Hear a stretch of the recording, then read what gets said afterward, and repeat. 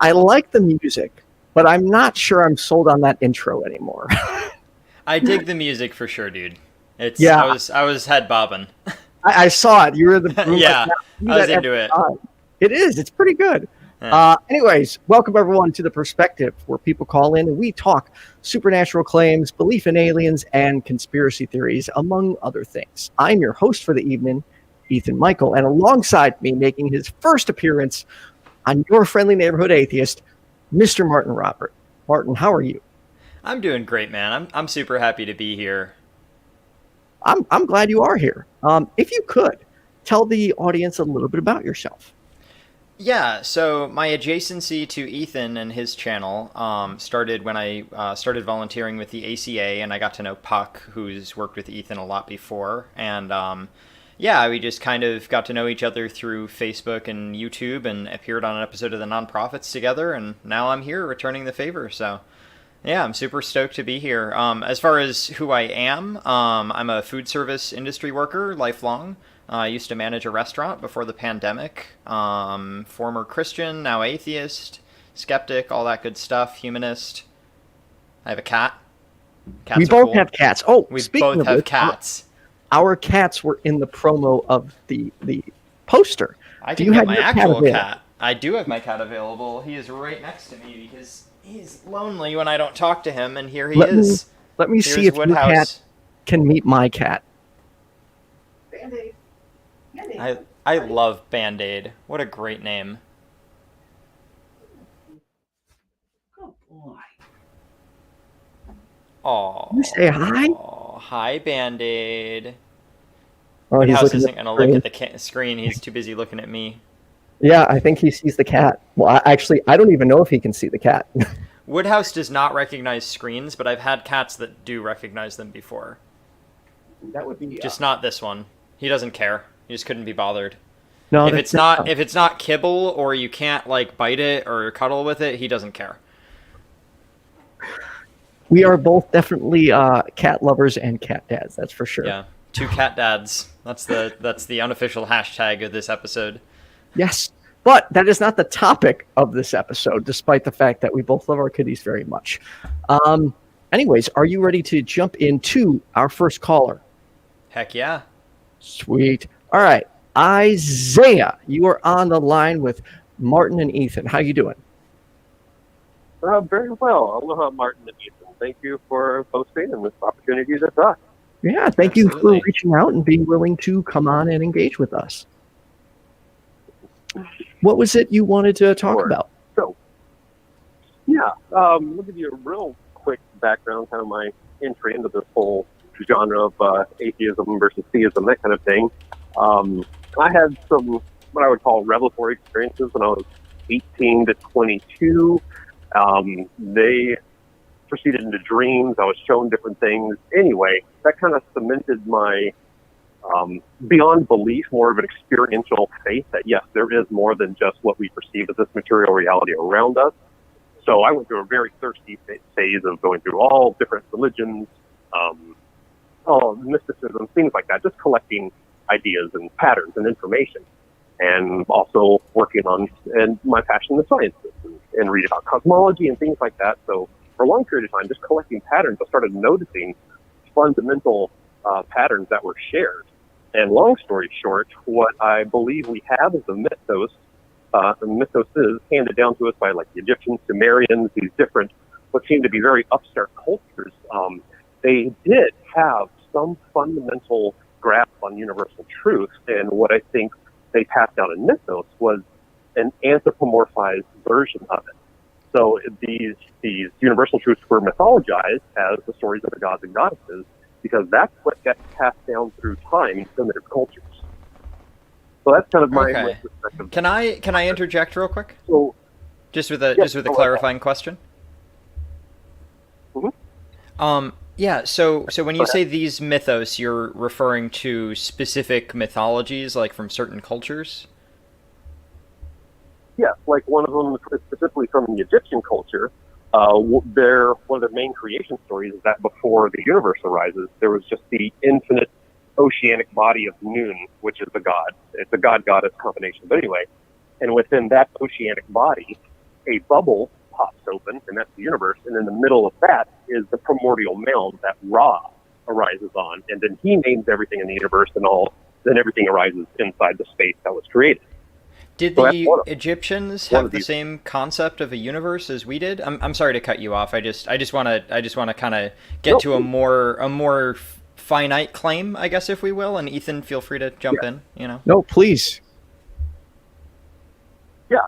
So from what you can read of the story of Nun, N-U-N, is that before creation, or before a space exists for creation to exist, there was just this saturated infinite body of the god / goddess Nun, or Nun, and it's characterized as a watery body. And so a universe is like a bubble of void vacuum space that is opened up inside this infinite body, and what's called the primordial mound, or the original mountain or whatever, appears in the middle of it, and that's where Ra sits. And he, as the creator god in this story, speaks everything into being inside the universe, inside the bubble. Okay, so the universe is finite, and it's an expansion of space. So what does that tell us? What conclusions are you drawing from all of that? Well, that's just one interesting thing in going through like a logic, and this is what I've eventually developed over all the time, is a model or a logistic of how these. I'll cut to the chase here. Well, no, I don't want to rush you. I don't want to rush you through it. This is a nuanced topic for sure. I just want to understand if you're claiming that the Egyptian story is true, or if you're claiming that all of the stories are allegory. From my perspective, they're mostly allegory. Not that it's true. It is what truth they had, how they chose to express it to the populace at the time, who just like we have here, people who aren't steeped in education or tradition of any type or whatever. Just a layman. I'm a layman myself. I started. Oh, so are we? Yeah, we all are. I work in food service. I'm an expert of none. I'm an arborist, by the way. That's my career. So I've got hands-on physics all day long, tumbling things down through the air and gravity and all that stuff. But anyway, back to where we're kind of starting. Right. Is oftentimes in theological arguments, it's from a book. It's about the characterization of God, the subjective nature, and all his moods, and all this stuff. And honestly, I find that really tedious and often abused. So that's where I kind of intentionally avoid it. So I was looking for what is the objective nature. If God actually physically, substantially exists, then what kind of effects does it, he, she, whatever have on the universe? So let me ask you this. Yeah, go ahead. How do we? So it sounds like you're starting with God. How do we know God exists? That's a great question. So God being a label, and about to describe what is behind that label that gets called God later on downstream.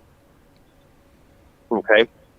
So it's not a strict being in the sense of contained within one entity, whatever that entity may be. Obviously not human if it's God. Right. Yes, and actually pure being, and this gets to the fundamental nature of the God concept that I'm working with. Sorry, so that was a yes, it's an entity, or yes, it's not an entity. I asked the question in an unclear way. Sure. Yes, it is an entity, but again, only in that it exists as an individual. In this logistic, I don't work on ascribing. I don't deny that it has a subjective existence, like any kind of mental or emotional state or something akin to it. It's still projecting human experience on that. What's a subjective existence is something I want to ask, but I want you to continue.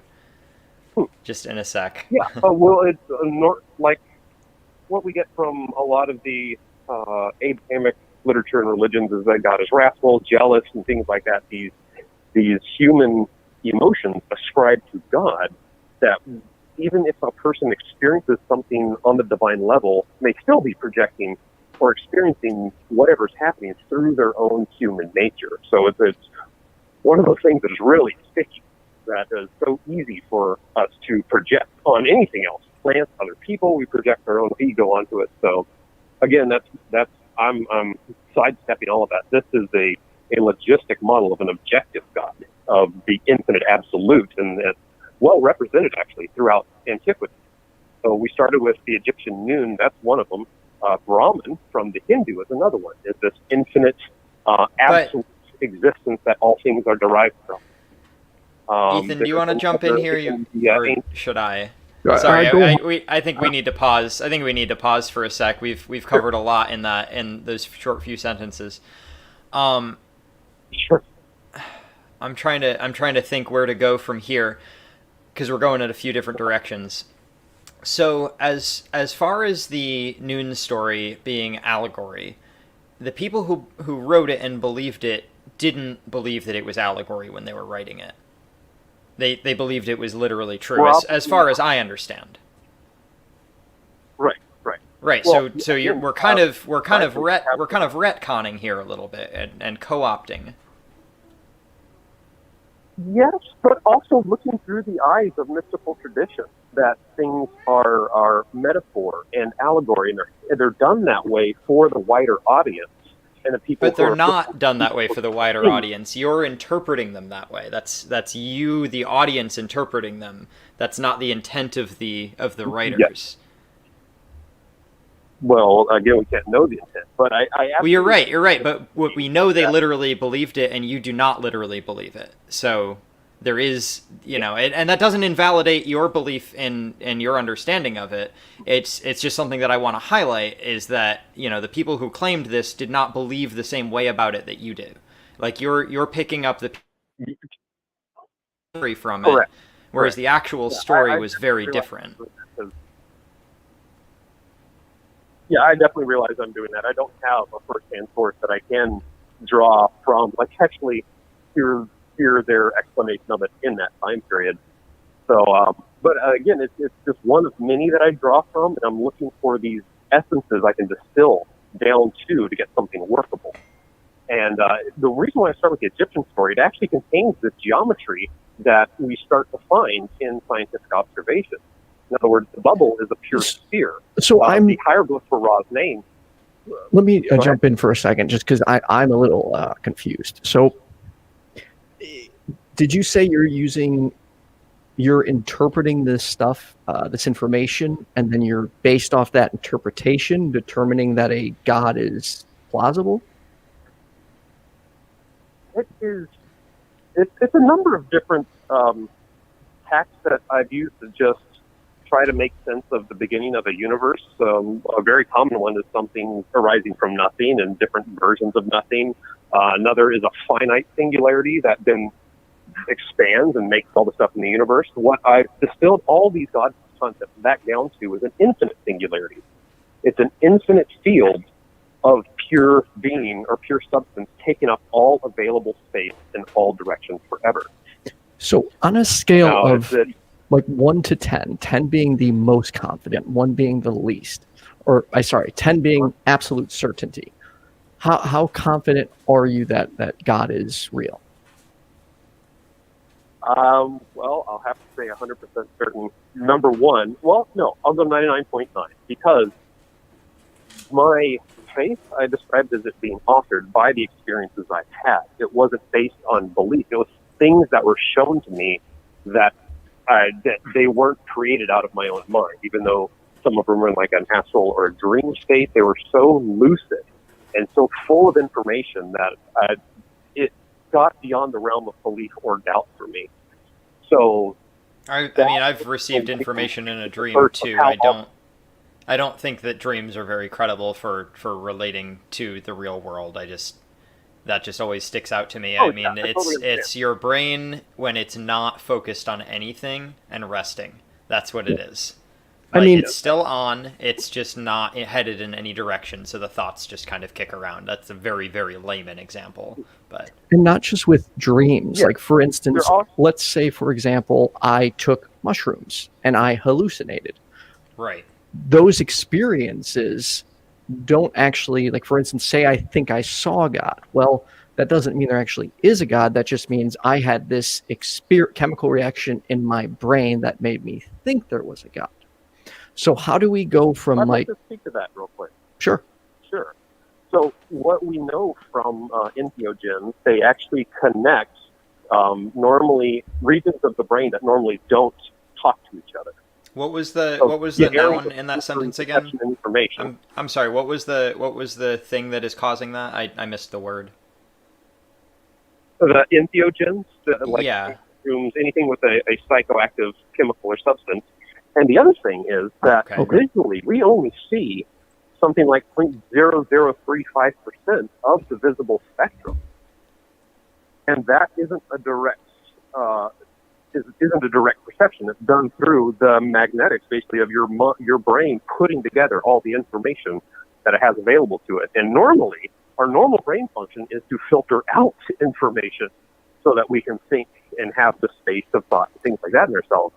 What I'm saying is there are other states of mental perception that are just as valid as the one we normally perceive.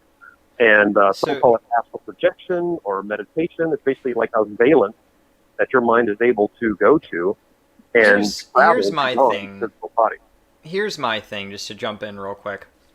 Sure. If you take mushrooms and see God, and I've never taken mushrooms personally. If I had, I would just talk about it, but I haven't. I may or may not have. Right. That's why I phrased what I said the way that I did.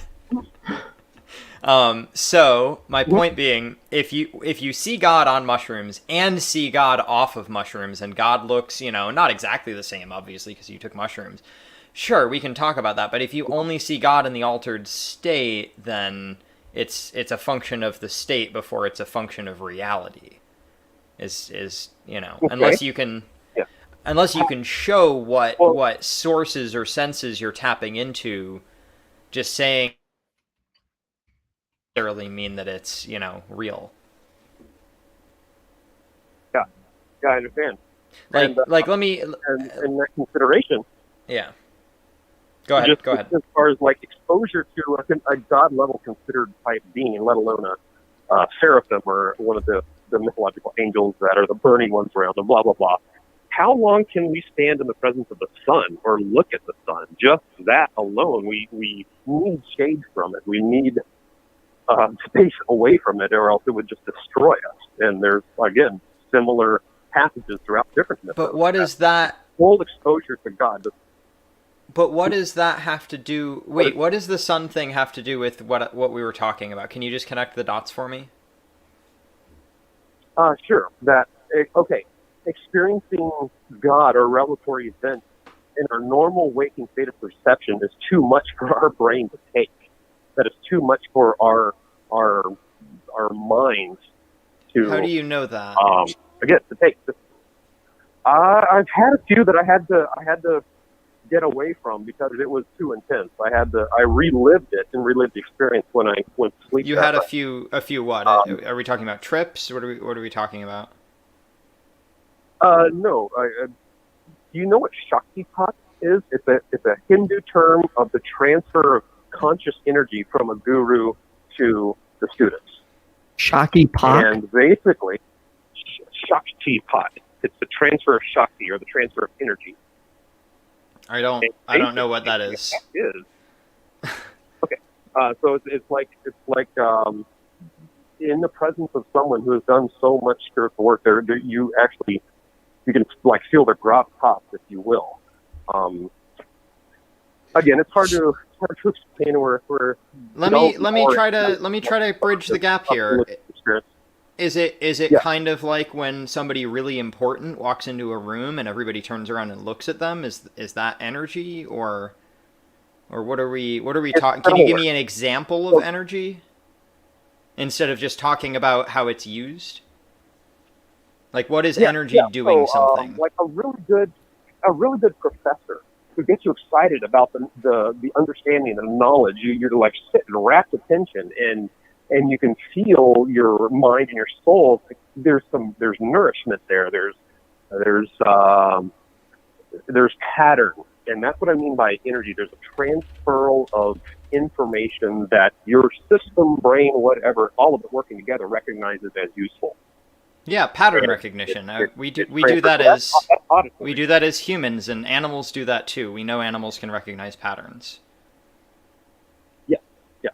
So I'm saying there are different emergent levels of us being able to do that. One of the primitive ones is verbal, speaking these things. There are higher ones where there are direct. What about animals that use... Well, never mind. Sorry, that's unrelated. Continue.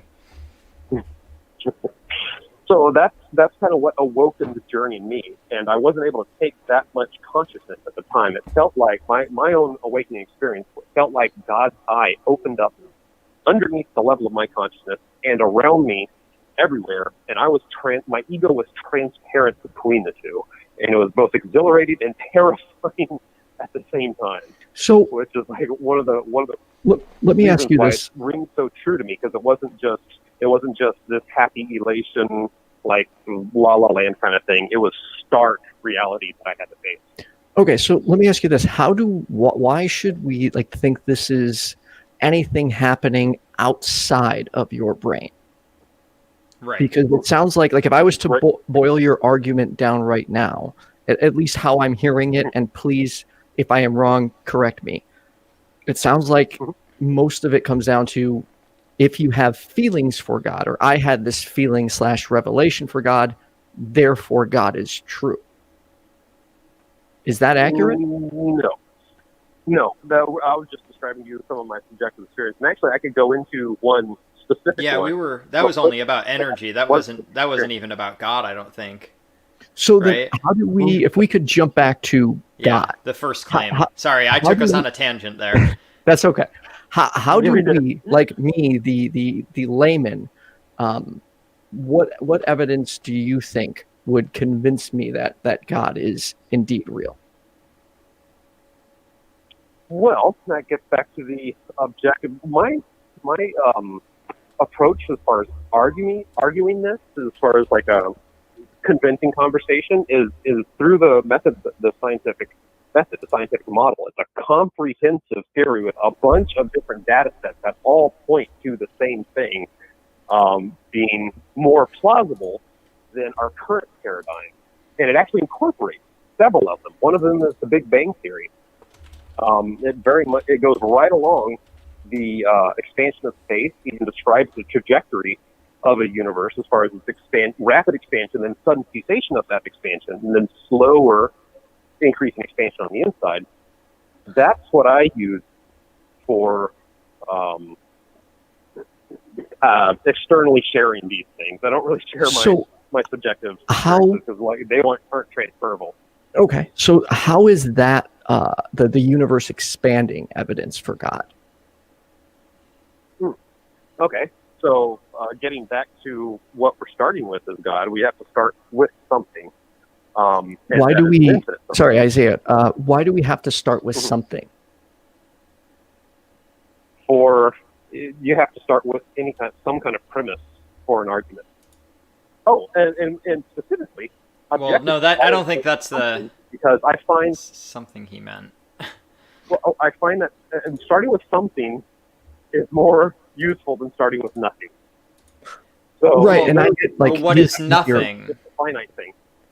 Who's starting with nothing, and what is nothing?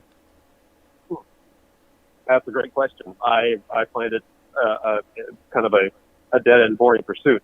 A lot of it is I don't know what it is. Plus nothing. It's not. It's a concept we apply to make sense of causation. I think it's like things begin to exist, so we think they must come from nothing. What things have begun to exist in your lifetime? Well, I'm not arguing that. So I'm asking you what things have come to exist in your lifetime. Like, give me an example of things, because things is really broad. I'm trying to get down to terms we can talk about. Has anything come to exist in your lifetime under what you're talking about coming to exist? I would say no, except for conscious emergence, which is where I've gotten to different levels of being able to understand things and be able to execute them well, like climbing and trimming a tree, or or whatever, the different things we learn. So metaphysical things, right? Okay. So right. Sorry, I was referring to physical things because you're talking about physical things when you say nothing, right? You're not talking about conceptual things. Correct. Okay. Correct. So Nothing physical has come to exist in your lifetime or mine. Just assuming we're within 100 years of each other. No, I pretty much go by the second law of thermodynamics, that energy is neither created nor destroyed; it only changes forms. So, in a closed system. In a closed system. Is the universe a closed system? That's a great question. I think it's semi-permeable, and that's through the field, the Higgs field, that spans through everything. So wait, if you think that it's semi-permeable, then it's not a closed system. So why are you arguing from the second law of thermodynamics if it's not a closed system? Because it emerges from a system, a medium, this infinite body. Well, infinity is not. Infinity is actually antithetical to a closed system, because if you can't measure it, you can't know if it's closed. And so it would be improper to say that something that is infinite is also a closed system. That's an interesting argument. I know it is. It's something that I think about a lot. Yeah. Actually, I'm really enthralled with this, dude. I'm glad you called. So let's dive right into infinity. Yeah. What's infinity? This is great. Ethan might have something to say. Sorry, I've been talking a lot. That's okay. We do have to wrap up this conversation with a couple minutes. So, but if you want to go into infinity, maybe let's keep it 3 minutes. Real quick, let's talk about it. The infinity you were talking about, Isaiah. Okay, so I'll go from infinity to a single universe to an atom in those steps. So infinity, how do you make a voided space in infinity? You've got this saturated ocean of pure substance. Think of the initial singularity of the Big Bang as a quantum field. It goes forever in all directions. How do you make a voided space? What's the simplest possible shape? It's a sphere. It's like a bubble cavitating underwater. Now, considering equal opposite reaction, if it moves outward to make that voided space, it also has to move inward to the center of that space. Equal opposite reaction, it's balance, it's a relativistic balance of periphery and center. So that's a lot of claims. That's a lot of claims. You claim that the sphere is the most common shape, or it's easy to make shape. It depends on what tool you're working with. There's a lot of claims in there. So continue, but just know that I'm not agreeing with my silence. Sure. Well, the sphere would be formed by a single radian, a single measure from a single point in all rotations, in all possible angles, rather than it's more simpler than a square. Some of the latest cosmological evidence shows that we have a spherical universe. But again, back to the logic here. Equal opposite reaction forms a spherical border condition, a probability space in between, and a nuclear center of the actual universe. Now, think of this as a three-dimensional vibrating container, okay? It has a field strung in between. This is a spherical vibrating container. If you have a circular bucket full of water and you vibrate it, you get circular internal waves. With this spherical container, with a concentrated nuclear point, you get spherical waveforms with a nucleus, and that makes atoms. That is the fundamental quanta for the Okay, I don't know enough about quantum physics to know how atoms are made. I'm just going to ask real quick, and I'm not going to just swat you down if you don't have any, but do you have any professional experience in this field, or are you speaking from what you've learned on your own? Yeah, I'm speaking from what I've learned on my own. Okay. Yeah, I have a high school education. I'm not formally educated in the sciences. Same. But, you sound... I've been in a college, but I didn't graduate. So same, dude. I got you. Yeah, I'm just I'm a college dropout and a former DJ. So, yeah. No worries. Yeah, so that's the first thing. In this model, because it's an expression of infinity, so basically in the theological term, infinity is self-expressed, and infinite universes are the result. There's a vibrational cavitation. If you want to think about it mythologically, God said, "I am." Just basically woke up one day and said, "I exist," and that was a creative decree. And an infinite number of finite individuals volunteers, and those are universes, and I think they're also souls. We're basically all our own universes in development. We collect information. We have. Well, I don't know what a soul is, so I think we got to pause here. So Isaiah, yeah, you threw like a. I mean, I know what people claim souls are. I don't know what a soul is. So real quick, Isaiah, we do have to wrap this up. Sure. But this has actually been a very good conversation, and I would has. like you, if you're interested, to call back again the following week. But if possible, maybe like we could focus more on specific evidence. Like for instance, for me, like that's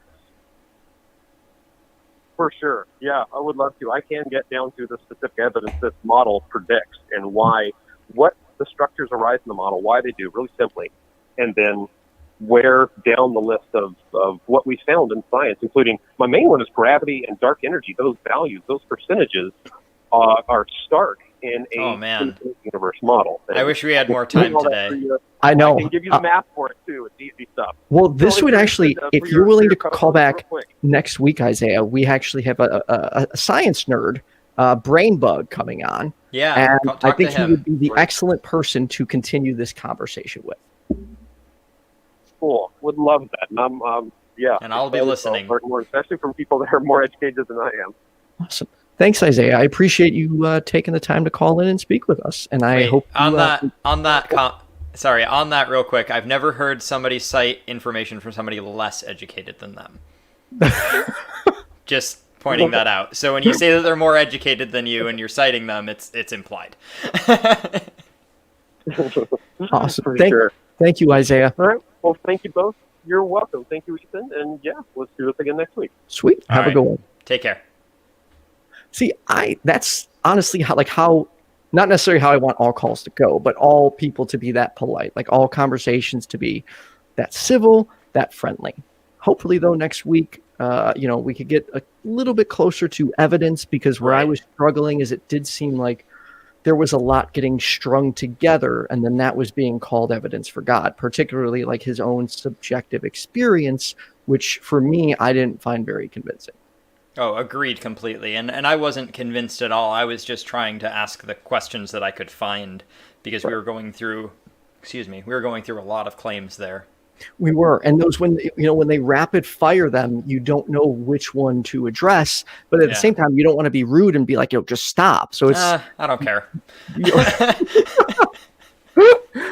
All right, let's get to you heard how politely I try to interrupt, it's, dude, you were golden. Like, that's exactly like the way your approach right now is exactly what the show is about. So, cool. There's no problem to interrupt when we need to ask clarifying questions. Let's get to our next caller. I believe this is Beechwood, and Beechwood was abducted. Is that correct? Oh, what's up? Hey, how are you doing? Good. How are you? Good. You're on with. I was listening to your show.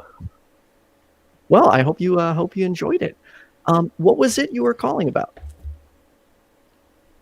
Well, you said calling about paranormal, aliens, abductions, things like that, and I wanted to call in about my own personal experience.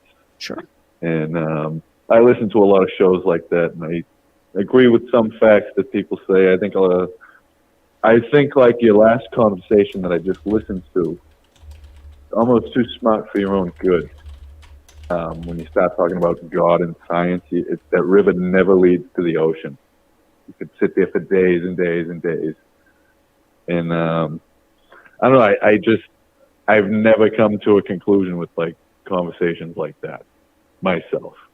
What do you mean by that? Sorry, actually, we shouldn't go into that. We should go into your claim. Sorry. So what? All right, we will. There we go. And then I'll just bring you the main. Well, you talked about creations of atoms, and then you talked about God. What more would you need to talk after that if God created everything? Awesome. Would you? It's like it's overcomplicated that particular subject. But basically, anyways, all right. I'll get into what happened to me. When I turned 30, basically overnight, I woke up and felt like a completely different person, completely different beliefs, Can you give me an example? Almost amnesia. I didn't know where I was. I loved to fish. I didn't want to go fishing.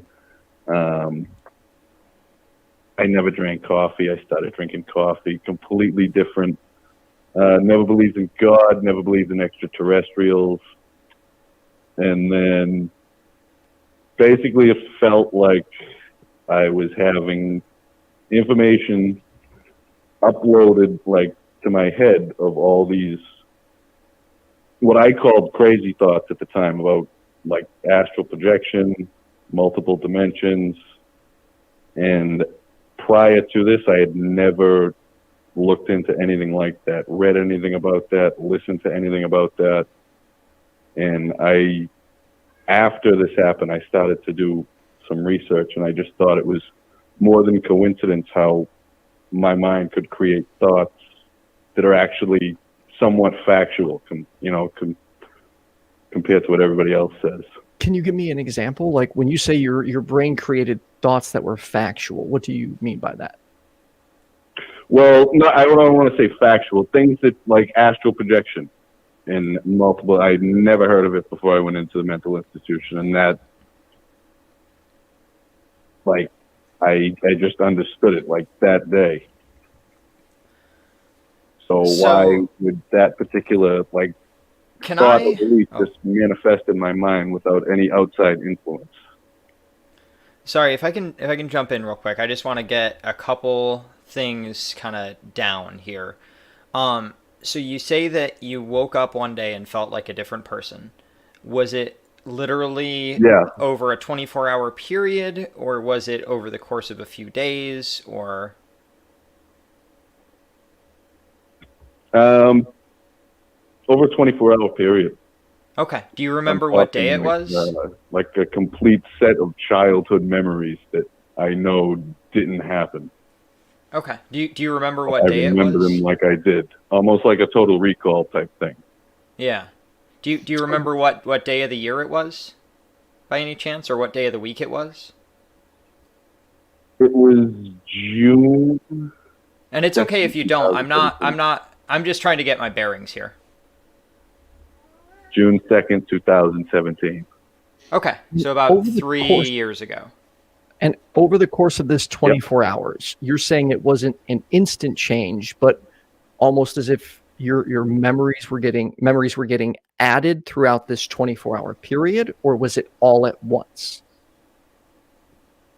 Like I went to bed, I felt fine. I ate Chinese food. I sat down on the couch with the dog. I watched television. I woke up in the morning and I felt like the first thing I actually said, I went to one of my family members and I said, I think somebody might have gave me something, because I work in a restaurant food industry. Mm-hmm. Open containers. I didn't feel right. I felt foreign, like to the world. Yeah, I mean, I didn't want to say it, but it sounded like a drug experience. I went to the hospital.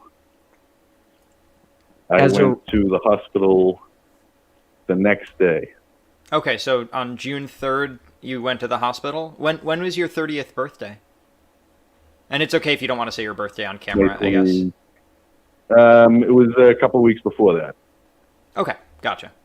Yeah, I just want to respect your privacy.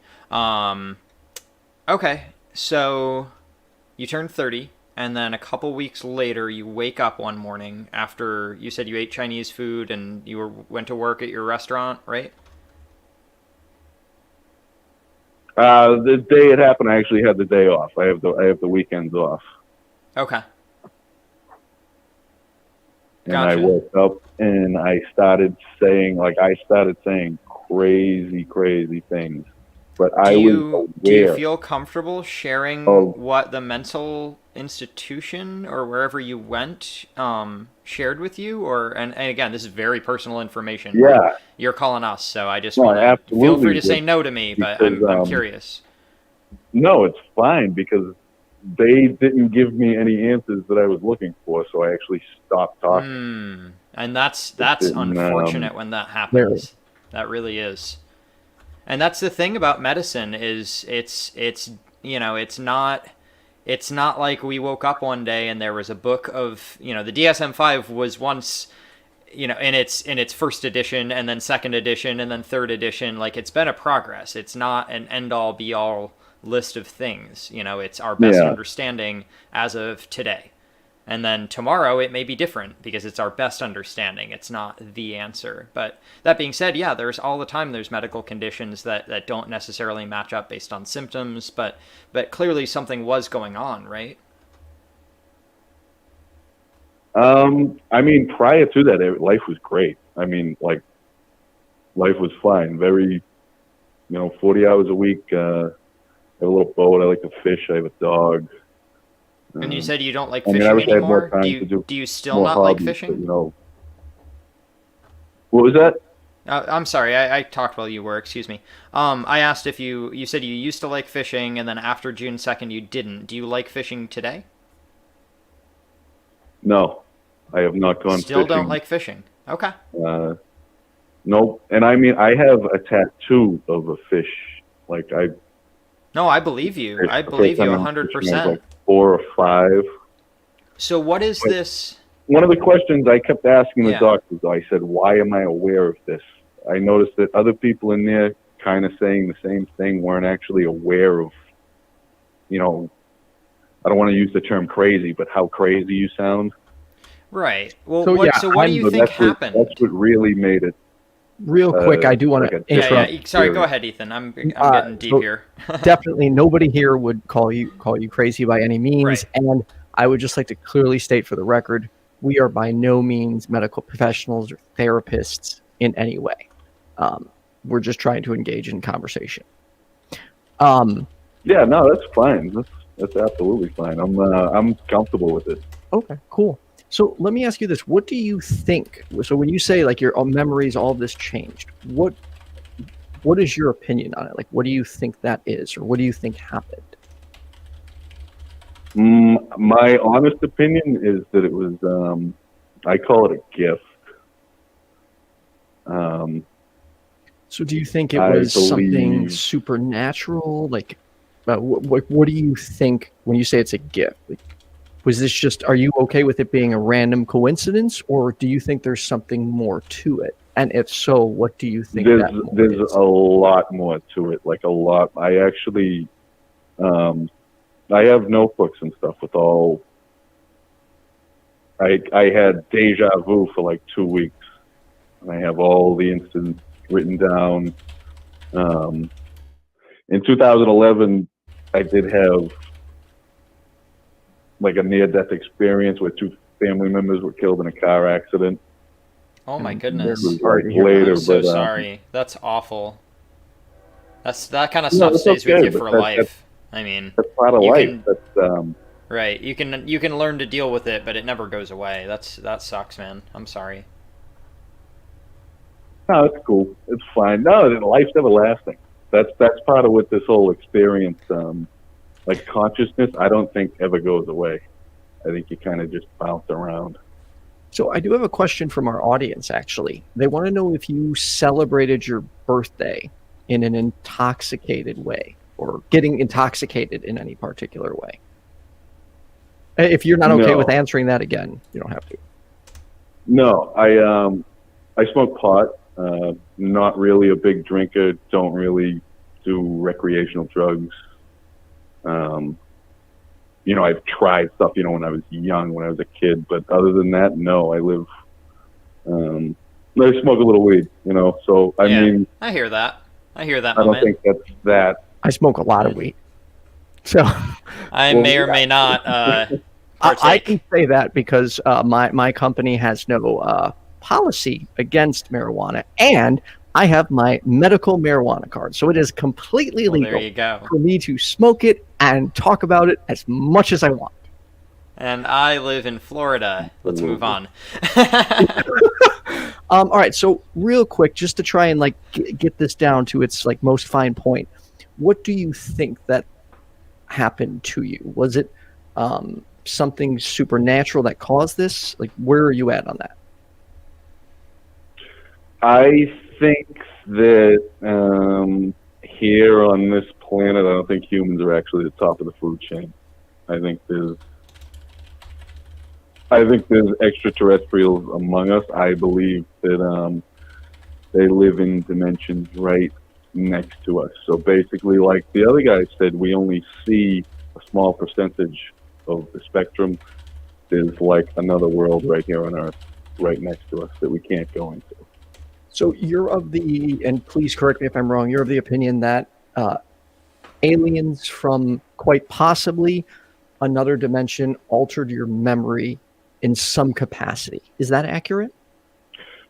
Not necessarily altered. I think we're all descendant of that. I don't believe in evolution. I do not believe we evolved from monkeys. Well, that's irrelevant to any of this. We did evolve from monkeys. I mean, whether or not we evolved from monkeys has no bearing on what we're talking about here. So let's just move on. But yeah, it absolutely does.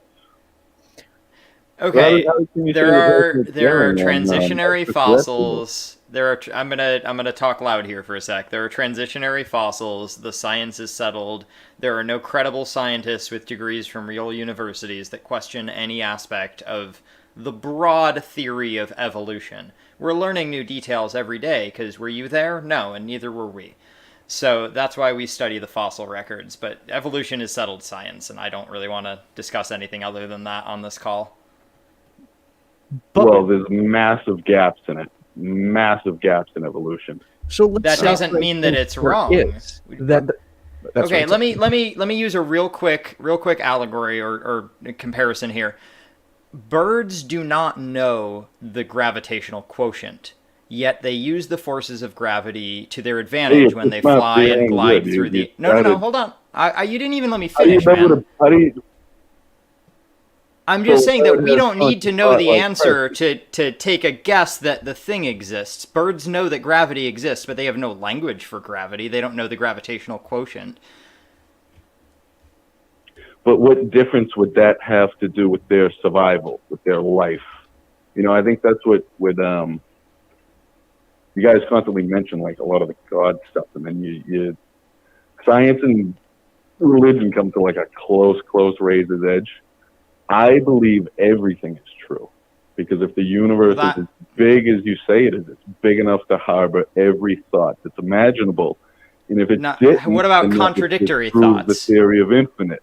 What about contradictory thoughts, i.e. evolution versus not evolution? You think both are true simultaneously? How is that possible on Earth, not in the universe? I think evolution is true. I don't think the human race evolved from a monkey. Why would it? Monkeys are perfectly fine doing what they're doing.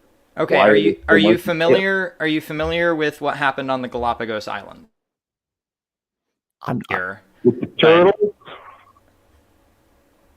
Not with the turtle. I mean, there are turtles there, but with the finches. How do the turtles know to get back home now? What? I'm sorry? The turtles, they know how to get back home there from anywhere in the world. No, that has nothing to do with what we're talking about. Are you familiar with the finches? It's a type of bird of the Galapagos Islands. A finch, yeah, I guess so. Okay, so there were finches on one island of the Galapagos, and then Darwin went to another island, and he found finches that were similar, but they had a different environment, meaning there were different bugs, there were different trees, these were different islands. And so the finches evolved over the course of time differently. And that's what evolution is. It's changes in allele frequency over time. It's very simple. And when applied over a long period of time, we see things like dinosaurs go away and then also stick around, like crocodiles. You can absolutely say what you said. So monkeys went on to it. So monkeys went on to a different continent. Is a monkey. Its agenda is to shoot satellites into outer space one day. So monkeys went onto a different continent, and over the course of millions, well, no, maybe not millions. I think it's hundreds of thousands of years. Don't question me on the timeline, because again, I'm not an expert, but I understand the broad concepts enough to tell you that you're wrong. Actually, no, I'm making no. Go on about the couple 100,000 years a monkey evolved. No, I think I spoke. Okay, what did I just said that I'm not claiming any certain number because I don't remember the exact timeline, I mean, I'm happy to Google it for you, or you can Google it on your own time. I'm telling you, sir, this is settled science. And I think Ethan wants to get back to the original topic. Into the mainstream things that, like, that completely, like, contradicts your whole show. You're talking about paranormal, extraterrestrial, conspiracy theories, and then you say Google. That's... Sorry. Oh man, how does Google? Tell me how Google works, Beechwood. I'm really excited to tell me how Google works. Google is a very powerful company. It is. It is a very powerful company. How does Google work? Like the application or the website? Who cares how it works? Like I do. Well, you just said that it was bad that I asked you to Google something. So what's wrong with Googling things? There's nothing wrong with it, but then why did you say it? Things controls what you learn. Okay, so if I'm understanding you correctly, Beechwood, you don't think Google is reliable because you think it's censoring and limiting information, preventing us from finding out more? Then use Bing. No. Okay. Basically, you started the conversation with people. Like, here's the deal. You asked me to call and tell you my experience. Right. Yes, we did. About this stuff. And now, like, I saw how many people view your show. You try to just put comments out there to make people seem so you can disagree with them and be right, but you're not actually, like, doing what your show says. Well, I'm sorry. You're right. I'm not being very friendly right now, and I want to own that. So I will shut up for a little bit and let you two talk. What I said, you said I could call in and say what I believe. So I said you're I believe right. Go ahead. Descendant of an extraterrestrial race. That I don't believe in evolution, and now you're talking about finches, Darwin, and Google. No, I'm not. Okay, I wasn't talking about Google. I was using Google as an as a verb, meaning to go search for more information. I did not cite Google as source. I did not claim that Google was anything. All I did was use it as a verb. It's colloquial language. Finches are an example of evolution, and you were disputing evolution, so I was giving you an example of evolution. So don't tell me that I'm going off on tangents. I'm trying to speak to you where you're at. So, real quick, no, it's your comprehension and your perception of what I said. I said the human race didn't evolve from a monkey.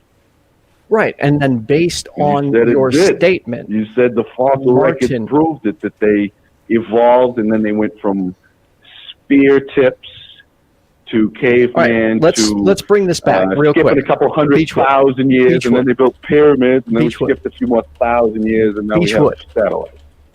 Beechwood, can you hear me? Yes. All right, let's dial this back real quick. We got about a minute left before we got to get to our next caller. To the original claim, you're of the opinion that aliens, in some capacity, altered your mind. Is that correct?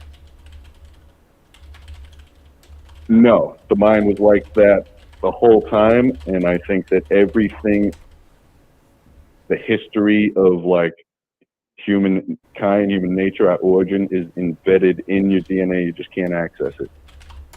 Okay, so you think you have these memories that have been there this whole time, and somehow the aliens gave you access to it. Is that accurate?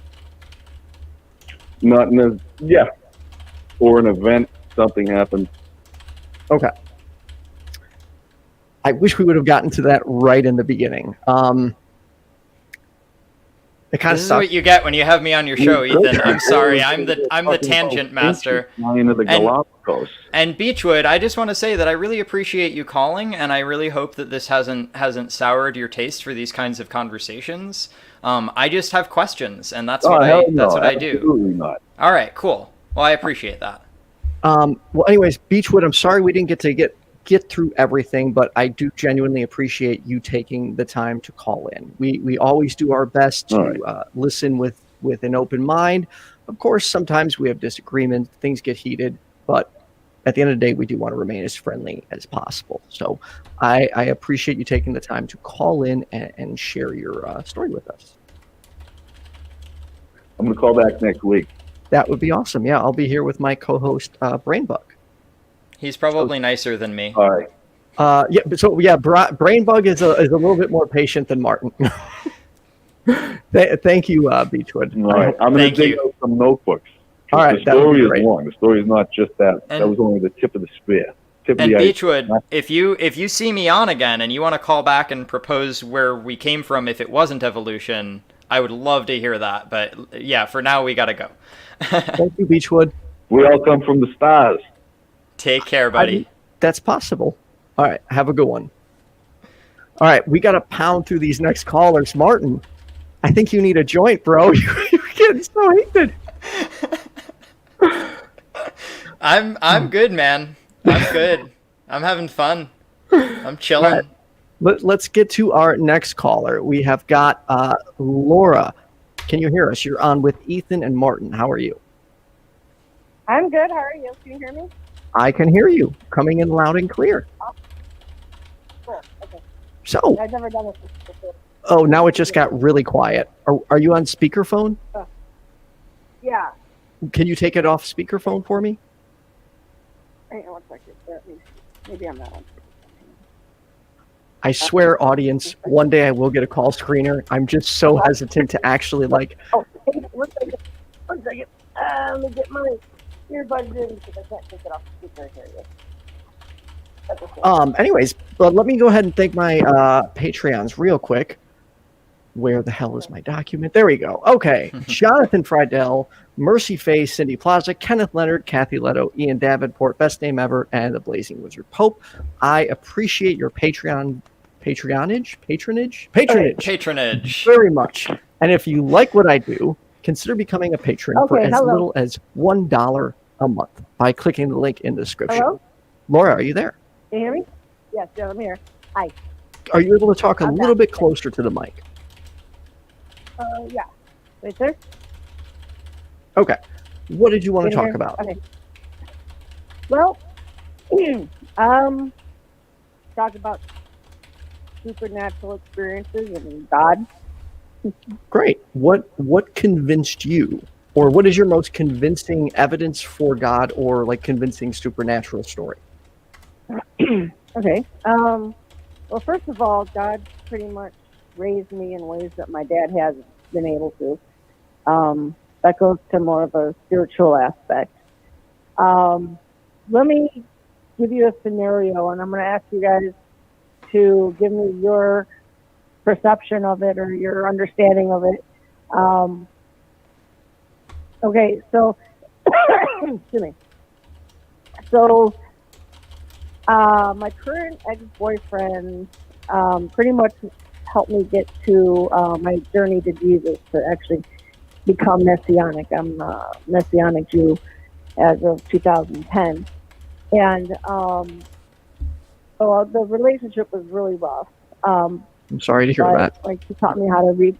He taught me how to read the Bible and everything properly and stuff. And so, you know, everything was okay, kind of rough at the beginning. But then, like, when I lived with him and his dad, it started to get kind of, well, it's been shaky. It was a rough relationship, put it that way. Anyway, so we would have, like, heated arguments and everything. And there was one time when we were at McDonald's and we had a huge argument, and he had the nerve to say, like, he is the type of person that will just say anything and everything in his mind. So he said, like, oh, well, you think they're the chosen one because they're Jewish or something like that. I don't even remember what it was. And then his dad at one point said something about, you know, cleanliness is next to godliness and whatever, tried to add God into it to try to get me to help clean when, you know, they made all this mess and stuff like that. And they didn't clean up after themselves. So they expected me to clean up after them. So it's like, whatever. Anyways, so at one point, my current ex-boyfriend actually said something to my brother about being Jewish, and I jumped down his throat about that. And there was another time when we were arguing, and every time we'd argue, I'd always bring God and Jesus into it because that would kind of calm him down a little bit. But this one time, he actually said, well, why don't you marry Jesus? And I'm like, I actually asked him, are you jealous of Jesus? And he said, yes. Keep in mind, he has no filter. He had no filter at the time, so he'd say anything. So real quick, how do we like? Okay, this is hang on, I'm getting to it. Getting to it. Okay. The reason I'm bringing this up in this way is because when I broke up with my current ex-boyfriend and moved out, not in that order. One of his aunts, who was actually really cool with me, on his dad's side, ended up going into hospice and passed away. Like, I'm out of the blue, she got sorry sick to and hear she that. died.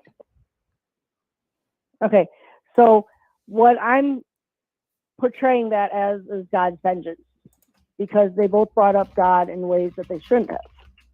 So And my why do you current think, ex-boyfriend, being a believer, real quick, Laura, why do you think, for instance, that it was, okay, let me ask you this actually. How do you know there is a God?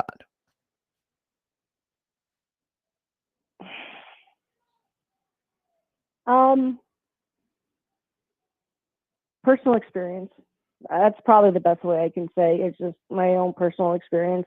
I can't like scientifically explain it. I can't explain it any other way except for things that I've been through that could have been worse but wasn't.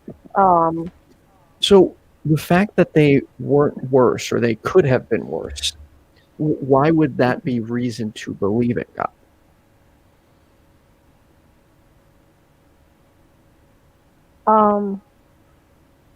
Because I have nothing else to believe in, and I just experiences have led me to it, and like I said, he pretty much raised me with ways that my own father hasn't been able to. And I've been through a lot of hell. I'm I sorry. really have, and yes, I've been through therapy. Still going through it. Hey, I I've just been through actually therapy found my life. a secular therapist, which is a therapist who is not involved in God. It took me forever, but I had my first I did appointment. too. Oh, I did too. I mean, don't get me wrong. The last psychotherapist I saw had absolutely nothing to do with God, but I'm gonna tell you something. It was one of the best sessions I've ever had. You know, and he was an Right. intern at the time too.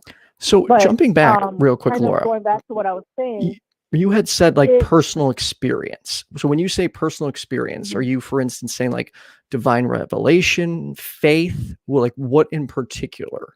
What do you mean by personal experience? both. Both? I've seen persecution firsthand with my mom. When my mom came to Jesus, and keep in mind, it's because she came to Jesus that my family was against her.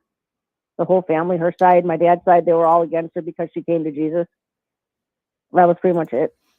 So because they were against her because she came to Jesus, that was, is that what you're saying is evidence? That's partly, yes. It says it directly in the Bible. That's what's going to happen. If she came out as Jesus Muslim, do you not think they would have had? I'm sorry, Laura. Just to interrupt real quick. I'm the other host, by the way. I haven't spoken yet. If they came out as Muslim, do you think the family would have reacted the same way? Yep. Okay, so it's not specifically unique to the Christianity aspect. It's just the change in religion. Change in pretty much. Well, and I can't even say it's religion because we didn't change religion. Like my mom's still Jewish. I'm still Jewish because we incorporate Jesus and everything. And they pretty much there is cultural Judaism who's mostly secular, except he believes in God and he observes certain Jewish cultural traditions because that's what his family does, and that's awesome. I'm all for cultural traditions. I mean, I put up a Christmas tree. Well, I haven't yet, but I'm going to in a few days. I'm all for it, but that doesn't mean that anything behind it is valid. Right. Well, see, that's the thing is that and this is what people don't understand. It's not about religion. It's about relationship. You see, when you get into the religious aspect, that's where people get lost. You can't, and that's, religion is man-made. Okay, we all can agree religion is man-made. Absolutely. Right? Okay, so because the religion is man-made, and we're all men, we're all human, we're going to make mistakes, you can't live by that. Like I have never lived religiously. I can if I have to, but I couldn't make it, my lifestyle because I never was raised like that. But I was raised knowing what it's like to be religious Jew and everything. But religious, rabbinical laws is man laws, not God's laws. So there's two different things. Okay, so I want to jump back to something you had said a little bit earlier. Mhm. One of the things you thought was evidence for God was the fact that your family turned on another family member when she, Mhm. turned to Jesus. So It specifically says in Matthew, and I'm not very good at remembering exact passages or exactly where. I just remember it was in Matthew. It says specifically that Jesus did not come to bring on a new religion. Jesus came to bring the sword, which means that, mother will be against daughter, et cetera, et cetera. So and that's the honest to God truth, because, it happened. I've seen it happen. let me ask you With this my then. own eyes growing up. When you say like it says it in the Bible. So for instance, somebody like me, I personally don't think, and I can't speak for Martin, but I don't think the Bible is reliable. Why do you think it is? Well, because if you see it actually happen and you read it in the Bible, how can it not be reliable? I mean, Laura, I'm all about that. I mean, if it correlates to, how can it not be reliable? Well, so if it correlates, I understand why you would think it's reliable. What are the words that you think are being? It can happen. Do you know the words of the verse that you think is being fulfilled here? I'm just curious. I would not, like I said, not off the top of my head, and I mean, I can't go back on my phone because I don't want to leave. Oh, that's okay. Yeah, no, I don't want to mess up your. I'm okay to disconnect. You don't. It's easier to do it on my phone because I can go to the Bible app and search it and everything, and it makes it a little bit easier. Do you know what book? Do you know what book? Matthew. It's in the book of Matthew. Okay, and what was the claim in Matthew in your own words? Mm-hmm. Oh, it's just the fact that Jesus did not come to bring. Let me just put it to you this way, okay? It's not all flowers and the prosperity preachers and stuff like that. The ones who say, "Oh, pray for money and you'll get money." That's not how it works. Well, right. But sorry, back to Matthew real quick, because you said that Matthew is fulfilled. What was fulfilled? Jesus came to bring the sword. In other words, in the household, it's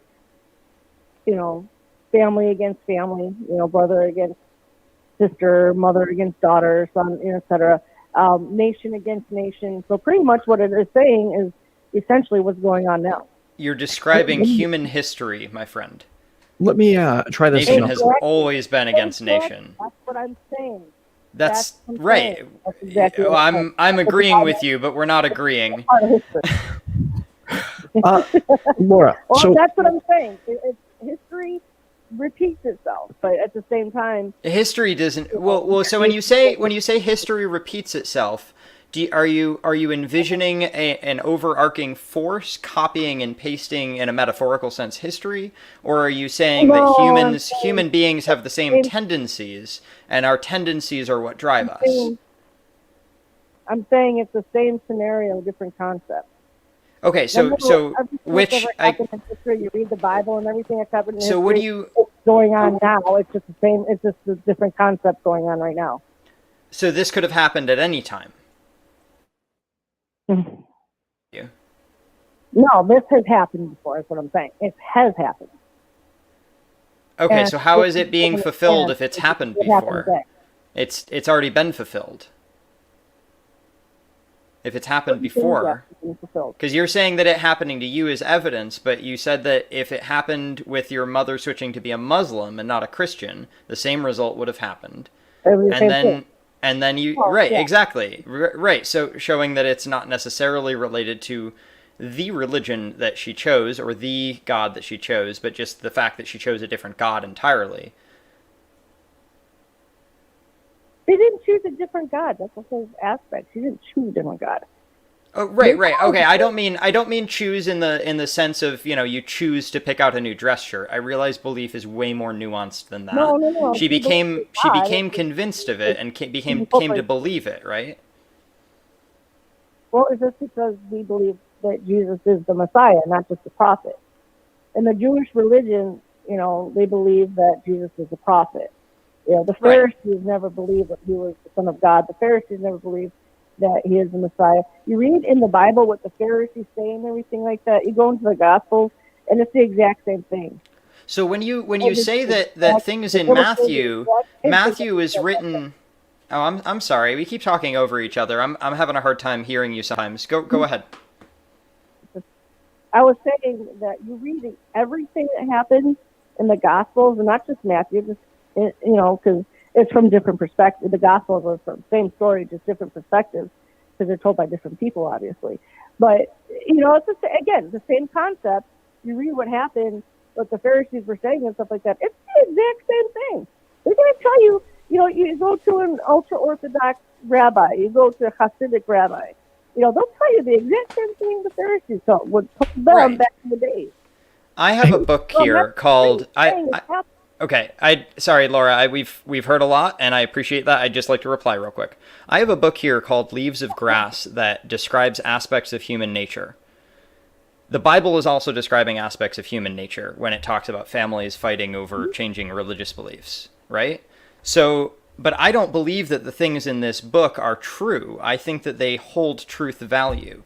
So I don't think that necessarily, Matthew was written by Matthew. Do you think that Matthew is written by a man named Matthew? Yes, it has to be. Why does it have to be? The Bible, the Torah, the Bible's written word for word. But what if I wrote a book and I put Matthew on it, but my name's not Matthew? Could I publish that book? No. I couldn't? Excuse me? What? Who? I'm sorry. What force would stop me from being able to publish the book? I'm pretty sure I could publish a book under the name of Matthew, even though my name is not Matthew. In a sense, though. That's the thing. Right. And how can you tell if you just buy the book on a shelf? You can't tell who the author is. You have to investigate it further. Just by reading it, it doesn't yield any information other than what the author claims. So what other books describe Matthew?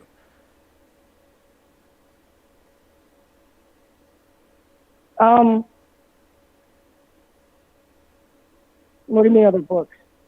Well, I mean, can I look to any other books other than the Bible to verify these claims, to verify that Matthew was indeed a man named Matthew who wrote a book?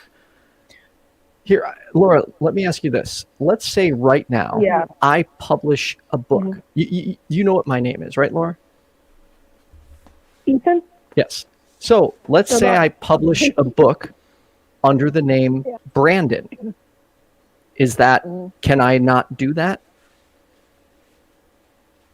And I guess if I did do that, obviously God gives us free will, but it's not the truth. Well, right. But here's my point. How would you know? Here's the thing. No.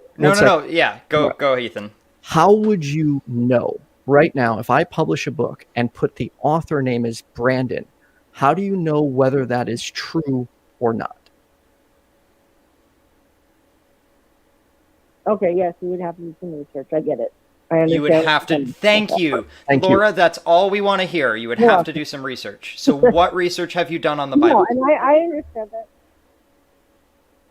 I lived in Israel. I'm not saying lived in Israel. I was in Israel for 9 months. Okay. And the only reason I could believe what they say in the New Testament is because I could believe what they say in the Old Testament. Right. Yes. They're connected. The people who wrote the New Testament read the Old Testament and believed that it. Right. So, of course, they're consistent. That's not surprising to me. That's like saying that Harry Potter 2 has the same characters as Harry Potter 1. Hang on. I'm going to explain. Go ahead. Let me explain something to you. Okay. Let me explain something to you. Okay. How do I say it?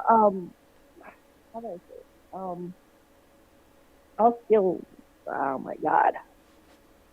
Here, real quick, Laura, since we got to wrap this up in a moment. Okay, I can't say this. No, sorry. I really want to hear what Laura has to say. Okay, from an archaeology point of view. Okay, from an archaeology point of view, everything that has been said in the Bible, be it Old and New Testament, okay, is physically in Jerusalem, is physically in Israel. In other words, you can point out everything that's happened in the Bible and say, this happened here. Wait, this you happened can point out the How you things don't or know? the... Sorry, Laura, I gotta interject here. You can point out the things or the places. Hang on. Well, Both. he's asking a Both. clarifying question. Yeah, Laura. this is a clarifying question. It's just he's trying to understand what you're trying to say. So, for instance, are you saying that What everything? I'm trying to say is what's said in the Bible is the honest to God truth. And here's another reason I'm explaining. Laura, I hear you saying that. I'm not convinced. Hang on. I know you're not convinced. Let me explain something. Hang on. Okay. Okay. So, in the Torah, okay, the scribes have to, as it's rewritten, because you know it's been rewritten several times. However, the scribe, to rewrite the Torah, okay, has to write it word for word, letter for letter, from the very beginning, from when it was first written. Because if any one letter or one word that's off, any one letter that's off, they have to go back and start the whole thing over again.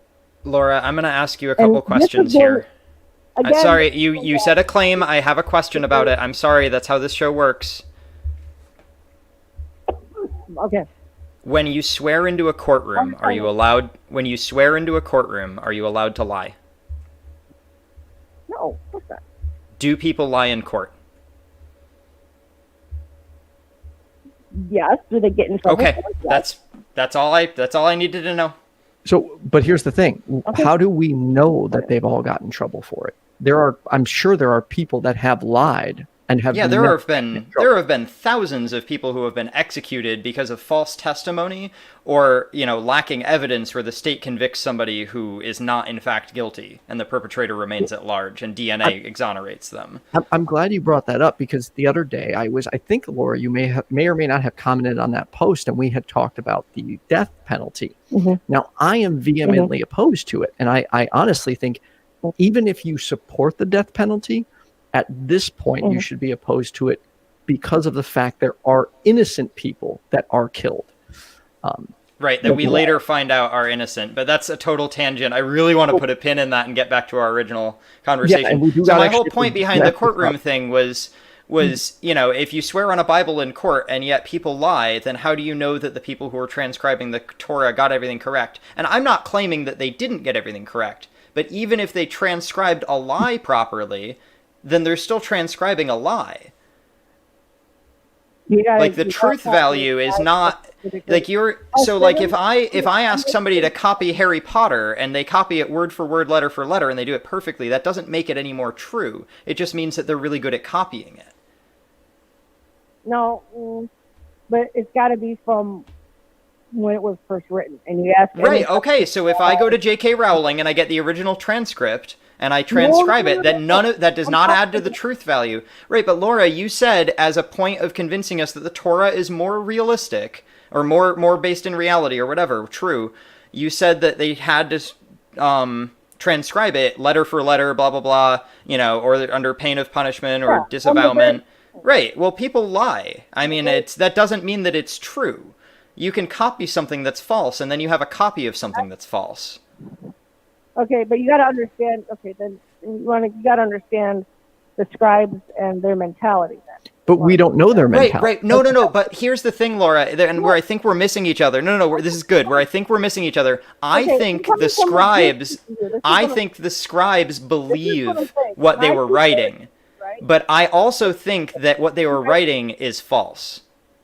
That's my bit of nuance for you. Go right ahead. Here's what I'm trying to explain. Okay.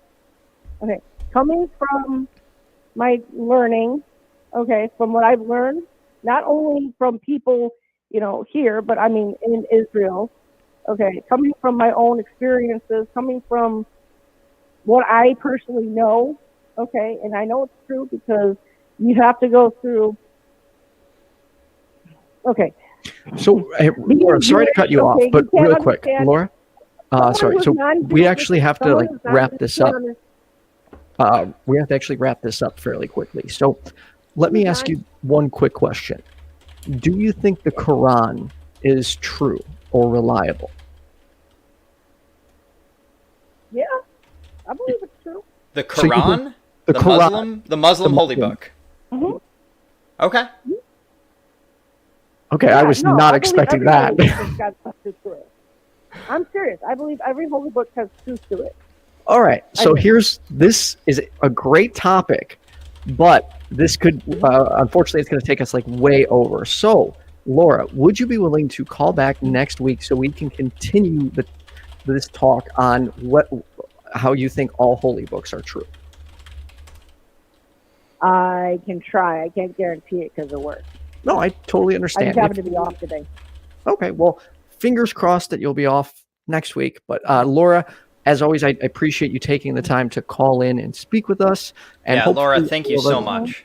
Yeah, and also thank you for your honesty. I just wish there was more time. Me too. Trust me. Like I want to just keep going, but we do have to try and get to like No. every caller. So thank you, Laura. I know. No, I understand. No problem. You have a good day. All right.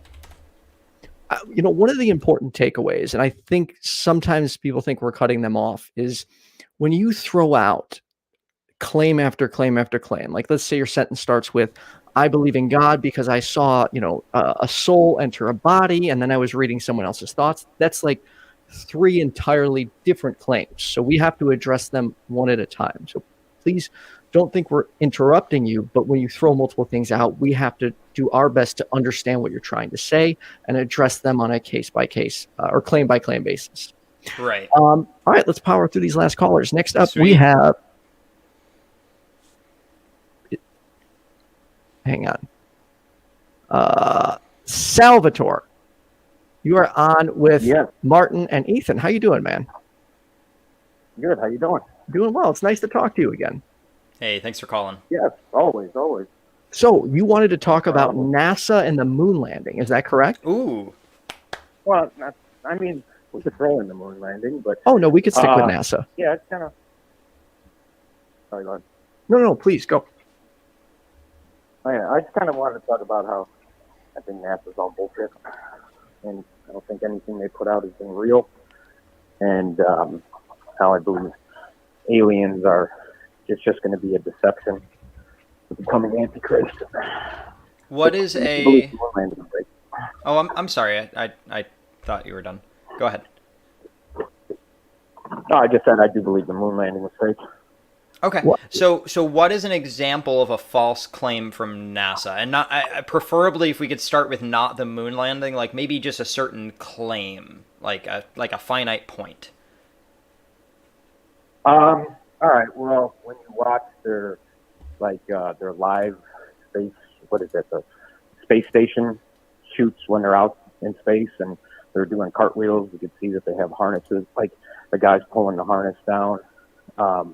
Can you link me this Like video? they have- I'm happy to watch it right now. I don't know if that's okay with Ethan, but No, I have as two long as you don't monitors. play it on the air. Yeah, I have two monitors. If you can get it to us in YouTube chat, my dude, I will watch it right now and we will talk about it.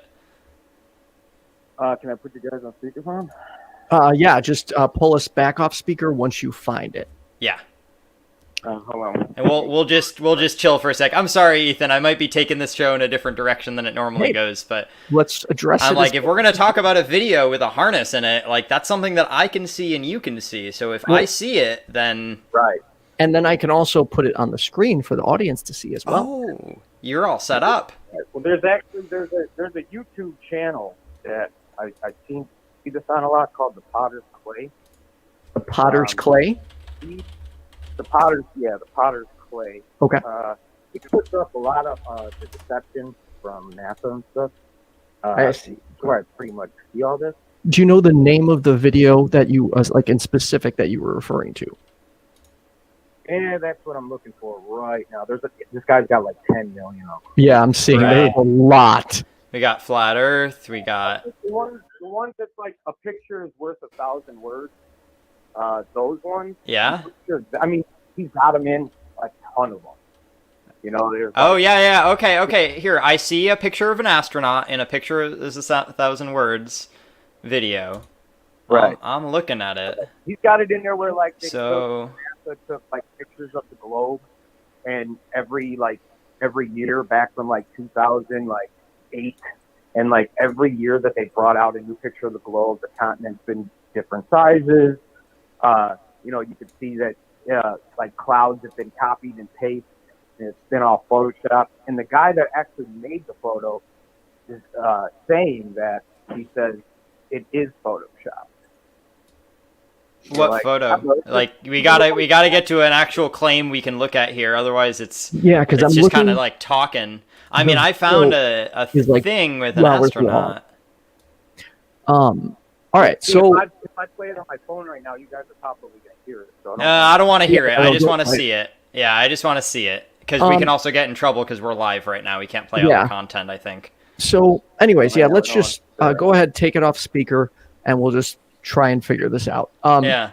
So, you think, for instance, that the moon landing or astronauts, all of like any footage in space or on the moon, is fake because you've seen like these harnesses and things like that? Is that accurate? Well, yeah, and the fact like with the space bubbles too, like whenever they're shooting outside the space station, there's that they have a lot of space bubbles, which there's no air in space. So where do you think the space station is? Do you think it's not anywhere? Do you think it's on the ground? Where do you think it is? The International Space Station. I think it's in a pool. You think it's in a pool? Okay. Do you know where the pool They is? film everything in a pool. And not like you have to know. I mean, I'm sure if it's what you're claiming, it's a secret. But do you know where it is? No, I have no idea. I don't. Okay. I'm just curious. In California, maybe because one of the astronauts, when he said he was on the space station, and then he was talking to somebody that was in New York, and it was on live, and he says, we're across the country from where we're talking to you right now. And, across the country from New York would have been California, but he was supposed to be on the space station when he said it. But he said, so across have the you country. Have you never said, I'm across the country from you when you're traveling, and that was actually incorrect, and you just said it, because you're naturally. Yeah, but if I'm in space, though, like I would say I'm up in space. I wouldn't say I'm across the country from you right now. Just like a lot of the. I think that's flimsy at best. I'd like to see something more compelling if I'm going to be asked to believe it. So I actually have 2 questions. Let's say right now we agree, like we grant you that they're lying. For what? Why are they lying? What would be the motivation or reason for them to create this giant elaborate scheme?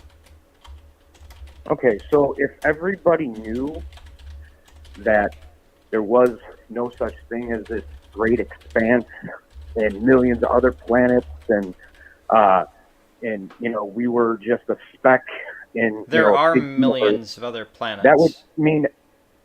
What's that? There are millions of other planets. We do know. No, but that. he's saying. Sorry. Okay. Go ahead. Yeah. See, well, I'm saying, like, for me, I don't really believe that, just because, like, for proof that I've done myself, and anybody can go do this. I got like a Canon, I forgot the exact model number of this Canon camera. Me and my girlfriend did this last year. We zoomed in on plenty of stars, and these stars they're not planets. They're like, one of them was an octagon shape, another one they look like balls of light. That's pretty much all the stars are, just balls of light. Right. I don't think they're planets you can land on. I mean, and if I didn't see that for myself, I wouldn't really have believed it. But I actually seen it for myself. Why do that was kind of like, I was like, whoa. What purpose do they have to lie to us? Well, that's what I was getting at. So if, like I said, if they, since everybody thinks that we're in this big expanse and, there's other species and creations everywhere else, that would make us not want to believe in God. They're doing it to hide the fact that we have a creator. Why do you think they want to hide that we have a creator? Like, I mean, for me... Yeah, I want to get to a who here before we get to a motive. Who's hiding this? This would be Satan. Satan has dominion over the earth. And he knows his time is short. And he's going to burn in the lake of fire for eternity. And he's trying to take all of us with him. So the more people he can get to not believe in our Father in heaven, the more people he gets to come with him into the lake of fire, because he hates it. Yeah, wow. Ethan, you got this. So just from, if I'm understanding correctly, the reason the government is lying to us is because are you saying Satan's manipulating the government, or what are you saying? Well, I really think the fact that, like, Satan's probably convinced everybody, especially all the occult and, all these secret societies that, and the atheists, they can get into heaven without believing in Jesus Christ, and just to follow him. But I think he's tricking everybody. That's my opinion. I would like to see more demonstration of this Satan. I mean, how do we know Satan exists? How are you going to see? How you can't see Satan? You can't see these. These are interdimensional beings. Well, no. I'm not asking to see them with my eyes. I'm asking to see evidence of them. I mean, I can see where a tree has fallen and then been removed by the imprint. Well, So what about the pentagram that's mapped out in Washington, D.C.? What do you mean the pentagram that's mapped out in Washington, D.C.? Yes, it is. Actually, do it on Google Maps right now. You'll see the pentagram laid out. But I said, what do you mean? I didn't disagree with you that it was there. Oh, I thought you said. No, it's okay. Go ahead. Yeah. So so the whole layout of Washington, D.C. It has the Masonic symbol mapped out in the streets. It has a pentagram. The Pentagon is a pentagram. No, it's a pentagon. It is not a pentagram. It is a pentagon. It's in the name. Yes. If everything that has 5 sides is a pentagram, then the star that you put on top of your Christmas tree is a pentagram, or 5 corners or whatever. But yes, exactly. I think no, not exactly. Is that what he's talking about? I see a map where it's drawing like a upside down pentagram in Washington, in D.C. So let's say we grant you that. How is that like? How is the streets lining up as a pentagram evidence for Satan? Well, everybody knows that the pentagram is for Satan. It's for the Baphomet. It's a pentagram. But how do we know people didn't just make that up? Symbolism for the Baphomet. Like, for instance, how do we know that it? For instance, someone can claim that the pentagram is representation of Satan or a supernatural being, but just claiming it doesn't mean it's true. So how do we know that a pentagram is evidence for Satan?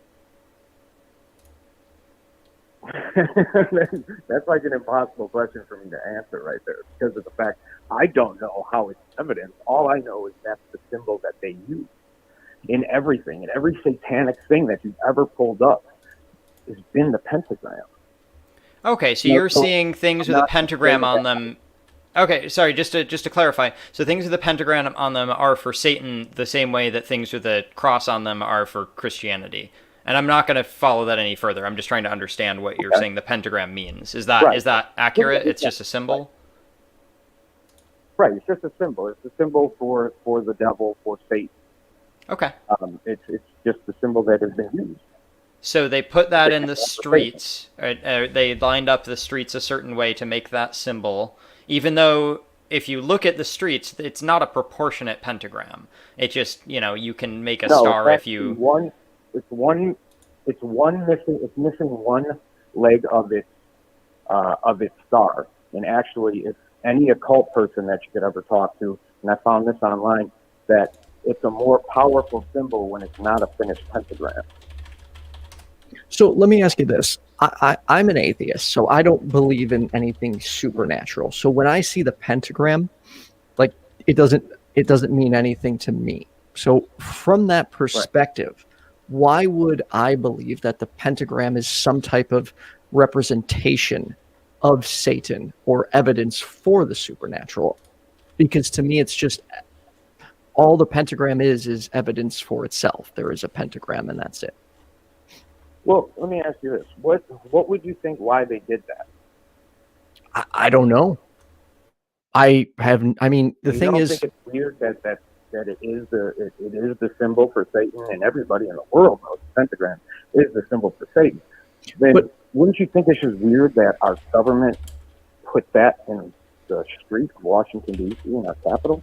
So I'd like to, I guess, know why, if that's true. I'd like to know why they put it there, but also. Well, they didn't put it there. The streets don't terminate at the end of the stars. They keep going. What they're doing is they're picking certain points where the streets intersect to make a shape. I mean, you can make any shapes you want with any number of streets using that. And that's what I was going to say. Okay, so what about the Masonic symbol that's in the street too? Is that an accident? What Masonic symbol? There's the Masonic, for Freemasons, the Masonic, the compass is mapped out. I know of them. I also know that Freemasons helped found our nation. What do Freemasons have to do with Satan? Right, exactly. Well, Freemasons believe Lucifer is God. Wait. Okay, hold on. Total sidebar here. What are your political beliefs about the Constitution? Just in a few sentences. My political beliefs? First of all, I don't believe in politics. Well, politics exists whether or not you believe in it. Say that one more time. Politics exists whether or not you believe in it. You said you don't believe in politics. Sorry. I don't believe in the left-right paradigm. Well, me neither. Republican. I believe that's just there to divide us. Okay, sorry. I was asking about the Constitution. Do you think the Constitution is a good document that we should follow? Or not? Just yes or no? I mean, my whole life I grew up thinking that it was, but I think there's an agenda behind it. I'm not sure exactly what that agenda is. Maybe to keep us in order. I don't know. Okay, because Freemasons wrote the Constitution. A good number of them. I actually did not know that. Yeah, George Washington was... I mean... Somebody Google this and let me know if I'm wrong. But as far as I know, a lot of the founding fathers were involved in Freemasons. So if they worship Lucifer and we live in a nation where that was founded on that, so I understand why you're questioning the Constitution. My question to you now is: would you ever leave America over this? I wish I wasn't here. I'm not gonna lie. Where would you rather live? Honest to God, maybe New Zealand or... Well, they have an atheist government. Actually, they have an atheist prime minister in New Zealand, my friend. Really? Yeah, you didn't know that? Dude, that's so cool. I'm pretty sure maybe it's Australia. Let me Google it real quick so I'm not making all these claims and blowing up your YouTube channel. But, let us know in the comments if I'm wrong. I'm wrong a lot. Please do. An atheist. So, now I just completely spaced out on where we left off at. Yeah, I took us down a couple left turns there. Anyway, my whole point was, if you're saying the Freemasons are bad, but you live in an America governed by that document, then you must think America is bad, right? Right. Oh, I do. I believe America. I agree with you there, my friend. The worst country in the world. I do. I believe America's the worst country. I don't know if it's the worst country right now. It might be the worst country of all time, but not. I don't know if I'd agree with that. If you add up if you add up all the cumulative deaths that we've caused, I think that we take the cake with all the wars that we've been involved in. But that doesn't necessarily make it the worst. It just you're right. Worse. Maybe I was being a little hyperbolic. Sorry. Go ahead. Just for the fact that the people that started this country, so here. The Illuminati was founded in 1776 by Adam Weishaupt, okay? And that was broken off from I think it's called the Scottish Rite. I'm not 110% sure on. I just kind of seen something on it that the 13 colonies that we broke away from Great Britain was actually the 13 families of the Illuminati or something, and we came here and founded Freemasonry, and that's what started this country. In 1776, not the American Revolution or whatever it was, but that is historically inaccurate. Freemasons started this country. We have endless primary documents from all the soldiers of the Revolutionary War. I remember studying them in grade school and in college. That's not what happened. Well, it was not started by 13 families moving here from Europe. It was us breaking away from Great Britain. Right. Well, I'm not one who believes in any of these documents. You don't believe in any of the documents? All America is a lie.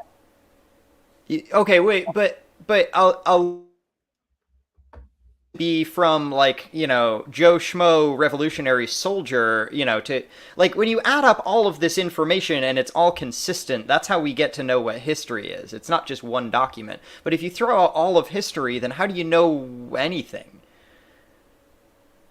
Well, I believe our whole history is a lie. I don't believe any of it. So what is our history? Our school systems are all in our textbooks were all made by Freemasons. My dude, you're telling me what you don't believe. I really want to hear what you do believe. What do you mean, like?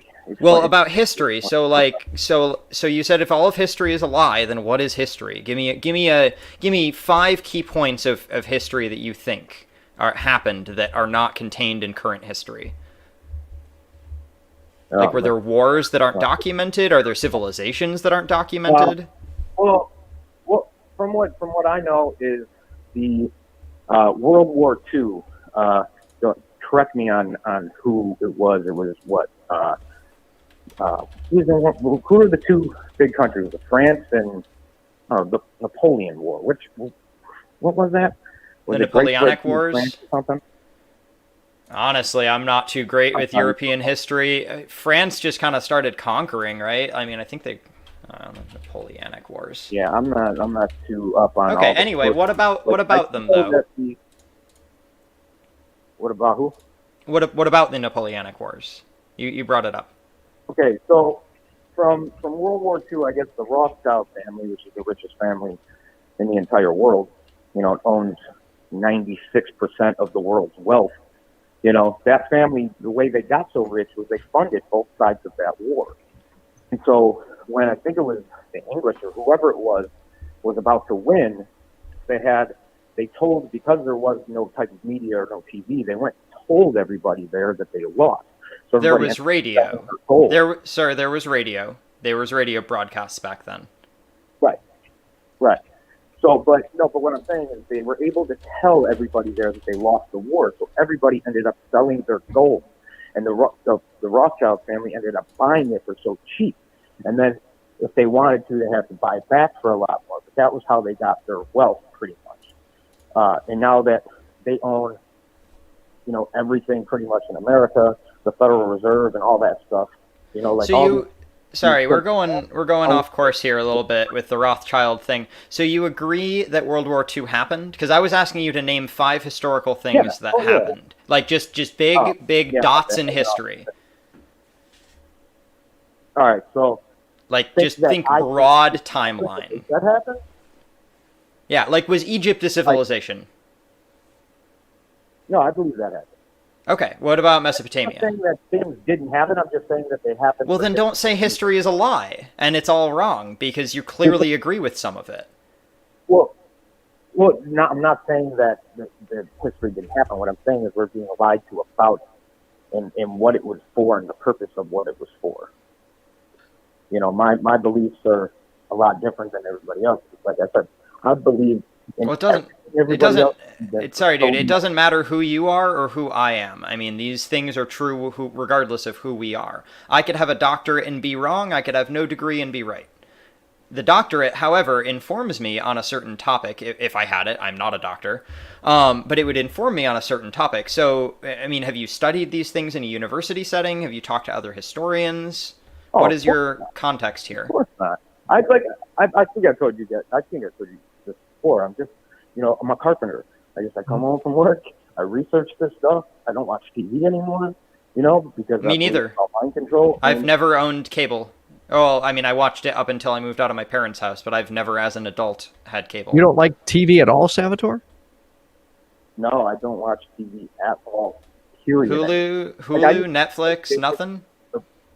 HBO, YouTube. The only thing I research this stuff on the internet and watch YouTube. That's it. Okay, so you do watch TV. YouTube is YouTube is not documentaries. Documentaries require sources. Ethan and I do not have sources for what we're saying right now. We have our own individual experiences. We can go find sources, but I'm not citing a source for what I'm saying. I'm just talking, and so are you. So so YouTube is not full of documentaries. If you watch a documentary on YouTube, that's fine, but most of YouTube is just in citation needed land. and that's kind of why I want to get Well, involved. not these days. I mean, YouTube has grown pretty big, you know, from when they first started. They play movies on there now. You know, they do have a lot of documentary films on YouTube. They do. So You gotta look that up. why do you think, for instance, YouTube is credible, but then like the Discovery, what's that? Discovery Channel, you know, wouldn't be credible? Well, like the History Channel and all that stuff, I don't believe. Like the ancient alien stuff, and Salvatore? they defer you from the real source. They try to knock you off of what the real truth is and get you to believe something else. Salvatore? And everything on TV, I believe, is a lie. Everything. Salvatore? But YouTube, there is a lot of false stuff. My mic's working, right? Yeah. Okay, just to interrupt real quick, Salvatore. Who owns YouTube? Google. Okay. And do you think that Google has your best interests at heart as far as finding this information, or do you think that you're subverting Google's attempts to block this information?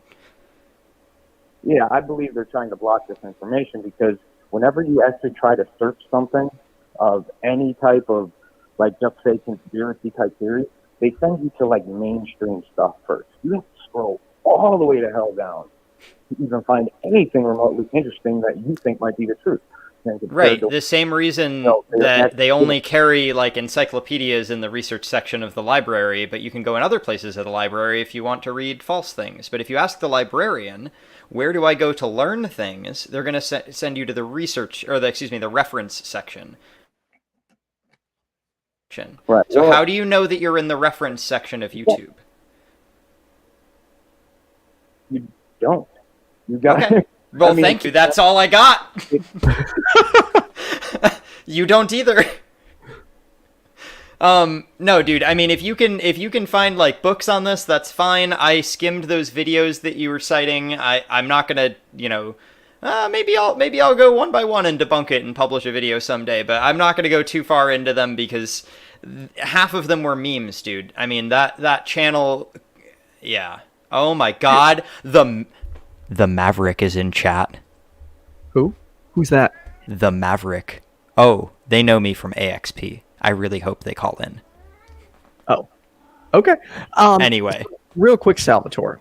How can I always refer to myself as a layman, but how do I determine what sources are credible or not? So, for instance, I watch Hulu, YouTube, Netflix. Like, I look for information everywhere. How do I determine which is reliable and which isn't? Well, the only way that I can tell you from what I know is anything mainstream, I don't follow. It's whatever is put out on the news and, any type of mainstream thing. I don't follow it. I don't listen to it. I don't care about it. Because that's all the stuff that I thought I've been lied to for so many years. Like, when you get into, like, just certain people that'll have, like, something on YouTube or something that they found certain documents on a CIA website, and they show you these things. Like, there's no real. You have to really search it. I can't really tell you what's going to be credible and what's not because of the fact you need to kind of see it for yourself. So let me ask you this: do you, we've gotten to know each other over a few calls. We've talked a few times. Do you think I am deceiving you, or I am working for Satan in any way, or do you think my show is truth focused? Where are you at on that? No, I think you guys are truth focused. I really do. I don't think you guys are trying to deceive me in any type of way. I really don't. Good, because I'm not. Like, you guys look at me like I'm some type of kook, right? No, no. I look at you like you're a person, dude.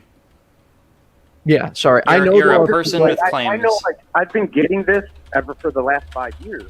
I have my friends that sit there and laugh at me and say, "You're an idiot. You actually believe in this stuff? What's wrong?" So I'm used to that. And I don't really care because, like, it's just my belief, So, and all I'm here to do is just to help somebody else know the truth and not believe the lie. That's like everybody exactly what I'm doing. So with that in mind, if I now all of a sudden tomorrow I became mainstream and had millions of views, would I no longer be credible because I'm mainstream? Yes, correct. Why Because is that? if you did, you'd have I believe you'd have had to sell your soul to get famous. You don't become a mainstream unless you either born into that bloodline or you sell your soul. Okay, So, Salvatore, I'm going to make you a Just what promise happened. right now. This channel is going to get bigger, much bigger. Yes, it is. I know it will. I work my ass off. And there have been people, like for instance, a few months in, this smaller marketing company wanted to like give me money, like to advertise things like that. And I'm like, no, I want nothing to do with it. This is my channel, and I will have the final say. And if I make it, I promise you, I am making it because of my own fucking hard work. There is nobody, I hope you do. Trust me. nobody that is going to be able to buy me off, pay me off in any capacity to believe or tell lies. Like, to me, the foundation of like the philosophy of my life is to not lie. And what I mean by that is the people close to me, like, you know, my best friend, my other best friend, which is my ex-wife, like, I go to them because they are radically honest with me and I am radically honest with them. Like, that's how I hate white lies. I don't like salesmen. I don't like narcissists. I don't like... No, I'm serious. Don't come to my restaurant. I'm sorry. I hate people who fluff bullshit up and throw all this. Like, I don't have patience for it. So I promise you that this show is going to stay truth focused, but it will also make it mainstream. And at that time, I will still continue to invite you on because I believe these conversations are important. And I don't think that just because someone goes mainstream automatically means they're lying to you. No, it's the fact that, like, you even said it, like, that you didn't want to go with one production company because they wanted final say in things. Like, that's the whole thing, is that you'll be controlled then if you go mainstream. No matter what, if you want to get there, you're going to have some type of control and what you can do, what you can say. And you don't want that, so you're probably not going to do that. You want to stay a truth channel, and I like that. I like the fact that it's all truth. I like the fact that nobody's bullshitting anybody. Like, I'm not here spitting any lies. If anything, it's just maybe I'm wrong, but I'm not telling you guys any lies. These are what I really believe, you know. And I don't want to try to deceive anybody myself. I believe that's the worst thing that you could do. I feel like that's a really good point because we're getting towards the end of the show to wrap it up. Although it stinks because I feel like there's so much we didn't touch base on in this conversation. Martin, did you? No, we didn't. Did you have any last questions for Salvatore? I don't think so. I mean, I have a lot of questions, but no last questions. Let's just I have a lot let's just wrap. It's been fun talking, dude. I really appreciate you calling. You're awesome. Yeah, thank you, Salvatore. Oh, no problem. You guys too, man. And I can say that without agreeing with anything that you said. What was that, Salvatore? I said I really like talking to you guys every week. It's been a highlight of my week so far. Love it, man. I appreciate it. It's always go find some go find some compelling evidence that you think would would convince somebody else, not just you, and show us that next time. Yeah, you know what? I'm gonna do a little bit more into, like, because I was on my way home from work. Yeah, you're good, man. So I'm like, I had no time to even look into anything. I've been so busy with work lately. But I'm gonna actually kind of put some stuff down and get a little bit of evidence for you guys. You know, so next time I come on, I can send you guys some links to something, and maybe we can watch it together or something. You know. Yeah. That'd be great. And if you could send me that, I can watch it before the show. That way I can see it, or possibly like take the clips, and then I can have them ready to go and show the audience as well. Love it. That'll work. Awesome. Thanks, Salvatore. I hope you have a good week. All right, you guys too. Thanks a lot. Thanks. All right. Bye-bye. What'd you think of your first show, man? Good talks. Good talks all around. Dude, here's what you need to do when this is over. You need to take one of these calls and go to Talk Heathen and XP and be like, hey, here's my audition tape. Man. No, I don't want to... whatever. You are a natural, dude. I know, but, like... I feel like that's hallowed ground. I think you Even though it's not, and I recognize nothing as being hallowed, it's proverbially hallowed ground. I think the audience would agree with me. Like, you are really good at this, dude. And it was awesome having you here. Well, thanks, man. I appreciate it. I'm really hoping the next time I'm on, the Maverick will call in, because I really want to find out who they are, why they're always in chat, and why they don't seem to have a phone. Because it's weird to not have a phone these days, right? Like, who doesn't have phones? There is a web dial-in option. So if you don't have a phone, there's a link in the description of the YouTube video. The Yes. Maverick! The You can Maverick! click Did you it. hear that? You can call in through the web link! Oh, that's awesome! Hopefully you'll call next time and not just troll in chat. I mean, Maverick, if you want to call right now, we could We'll take it. I'll stay. Okay. I'm good. I have to leave for work in like 5 hours, and I don't give a shit. I'll stay up all night. We can't make the show go that long, but Yeah, I know. Maverick, if you can call in the next 2 minutes, there is a web link, like I said here. I'm going to post it in the comments again in case you can't see it. And I promise I will click do my best to that not link be a now, dick. That will bring you on to a spot where, like with your computer, internet, whatever, as long as you have a mic or something, you'll be able to connect with us. So if you could do that, that'd be great. I would like to address the audience real quick. So for those who aren't aware, I will be engaging with what a lot of people will call dangerous ideas. And that is because I have a very different perspective. I think the reason we have people, QAnon, anti-vaxxers growing, is because these people do not have an outlet. They get shut down everywhere they go. And then what happens? They are now reinforced that their information is being suppressed. I have people in my life who are like, well, if this wasn't true, why is it being suppressed? I want to change that.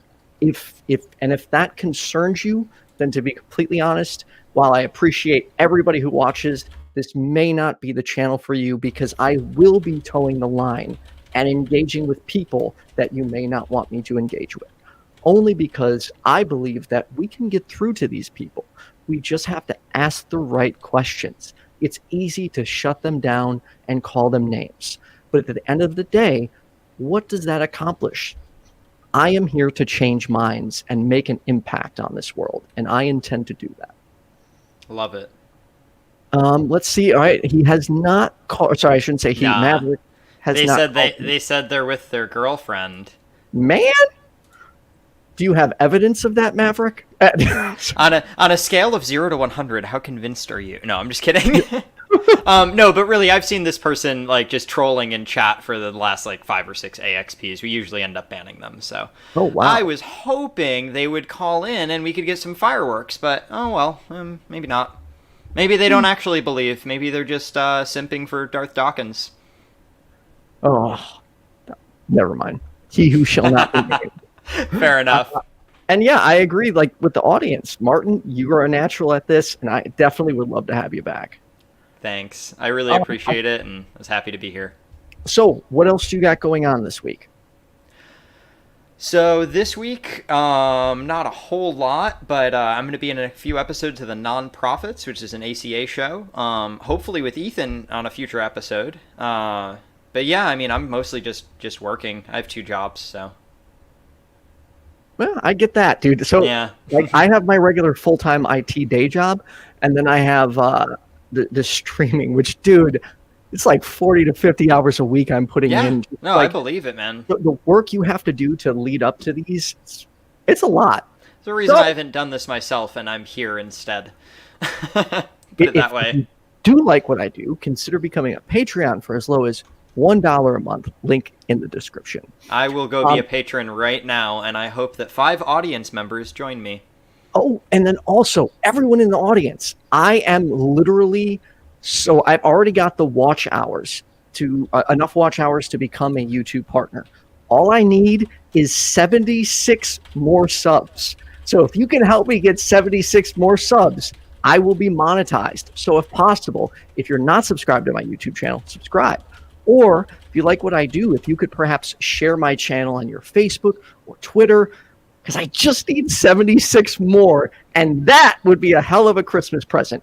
Yes, I'm an atheist. I celebrate Christmas, and I don't care if you have a problem with it. I am all here's what I want to say about Christmas real quick. I am all about the concept of getting together in the winter and sharing a meal and gifts. But not this year. fucking stay home. COVID's real. COVID's scary. It's COVID is out real. there. I know people who have been to the hospital for multiple weeks over it. I know people with thousands of dollars of medical debt now because of COVID. So, you know, Dude. have a safe holiday this time. But again, I'm all about the gift giving and the, you know, family and togetherness. What were you going to say? No, I just read this dude lost his toe followed by his foot because of COVID. He's been fighting for like 3 months. Yeah. Wow. Freaking crazy. That's nuts. So, but anyways, here's what I got going on this week. Thursday at 9 p.m. Is the weekly show with Hannah Vaughn, the pickup line. And we will be talking about relationships and infidelity. And then this Saturday, oh, I'm excited. It's going to be myself, Kenneth, Leonard, and Brian. And we will be Ooh. reviewing The Atheist Religion by Matt Powell. We expect it to be a long show between 2.5 hours. You know, I gotta watch mystery, that. Science Theater 3000 type of shit. I was in the movie, so I will actually be, I'm excited to talk about the points that he stumped me on, and where the mistakes were made. As always, I thank you for tuning in, like, subscribe, all the good stuff. Martin, do you have Twitter, by the way? Because I didn't know. Really? So, Okay, so I just can't bring myself to join Twitter yet because you see how I am on Facebook. What do you think I'll do on Twitter? I'll sink like 1,000 hours into it a week and my thumbs will fall off from typing. Yeah, dude, you actually, you don't stop. See, I'll break away. Like when I get annoyed with you, I'll just think, yeah, I lost interest. I'm done. Like, See, I block them when they're rude or they like clearly show no interest in reality. You know? I get that. And this is where another area where I find I am in the minority. I like absolutely hate the idea of blocking people. Like, especially like, I don't care if people that's- insult or attack Yeah. me. And I'm not telling other people not to block, but for me, Right. I like avoid it at all costs. Well, let me clarify. As far as the insults go, it's not because it hurts me personally. It's just because they're not interested in discourse at that point. I'm only interested in talking to people who are listening and then responding. If they're just shooting their mouth off, I mean, I don't need that energy in my life. So it's not like my feelings are hurt or anything. It's just don't waste my time. You know, only got so many minutes in the day. No, I get that. Yeah. I have, but this see, weird I'm thing- not a platform though. You have a platform and you're an individual, and you do both through the same Facebook page, as far as I can tell. Yeah, Facebook is like a great marketing tool. I'm surprised how many people don't utilize it. Like the other day, I made a post to my local residence page, and I jumped up 100 subs in 24 hours. So it's a great marketing tool. It helps out a lot. Yeah. But yeah, I also like. My friends say I have no problem like being how did he refer to it as? I'm trying to think. Like, I personally, like, for instance, if the moderators ever see anyone attacking me in the comments section, don't block them. Yeah. I get it if they're like attacking my co-host, but me, you can let that shit fly. I don't care. Oh no, people can definitely attack me. I don't give a shit. Yeah. See, but that's the thing is I can turn off the YouTube chat and it'll never bother me again. People can ping me on Facebook until I block them, you know? Yeah, that's true. Yeah, so that's why I do it. It's just to get the notifications out. I'm like, I just don't want to see that noise or hear Right. that noise, I guess. Yeah, But that's anyway. fair. But yeah, no, as far as actual insults, I don't care. Like, I was walking through Target the other day, and like there was this group of teenagers, and they all had their masks off, and they were just, you know, being assholes. And so I was like, hey folks, come on, can you just put on your masks, please? And they were like, oh, don't make me swear at you in public. And I looked at her, I was like, I don't care what the fuck you say to me, just put your fucking mask on. And I walked away. I was like, what do you mean you're gonna swear at me? Is this gonna offend my Christian sensibilities? Like, but anyway, I don't give a shit what people say. I just don't want their noise to follow me when I'm trying to not engage with them. That's why I block people. That's my whole Facebook blocking philosophy. I'm a glutton for punishment. That's for sure. I am too, but that's a conversation for Thursday. Like, No, I'm just kidding. To give you an example, I can't tell you how many times I've been in the bar, like working, and there's just some dude screaming and cussing me out in my face, and I'm just sitting there with this big smile, like, I really don't care. Like, And yeah, you just look at him, you're like, anything else? right? Like, it's for me. once someone starts doing that, I know some people get annoyed or heated. I'm just like, now I don't have to take anything you say seriously at all. So I laugh it all off. Yeah. Oh, and I appreciate that approach. That's what gets me through it. So anyways, we've been rambling for like 5 minutes. Anyways, it's all good. We should probably chat sometime off air too. I think we have a lot to talk about, but hell yeah. Anyway. Thanks everyone for tuning in. I would tell you to go check out Martin's YouTube or Twitter, but he doesn't have one. I can't do that. And actually, please don't friend me on Facebook unless you know me personally. Thank you. And please, hey, I friended you on, dude.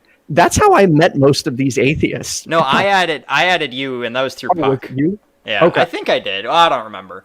You were an intentional ad because at least I knew who you were. If you're just like a rando in chat, like if you really want to add me, message me first. Introduce yourself. Be like, "Hi, I'm person." Don't just be like, "Cool, now I get to see all your baby pictures and you don't know me." Like it is a personal Facebook. I'm not a public figure, or not trying to be at least. Right.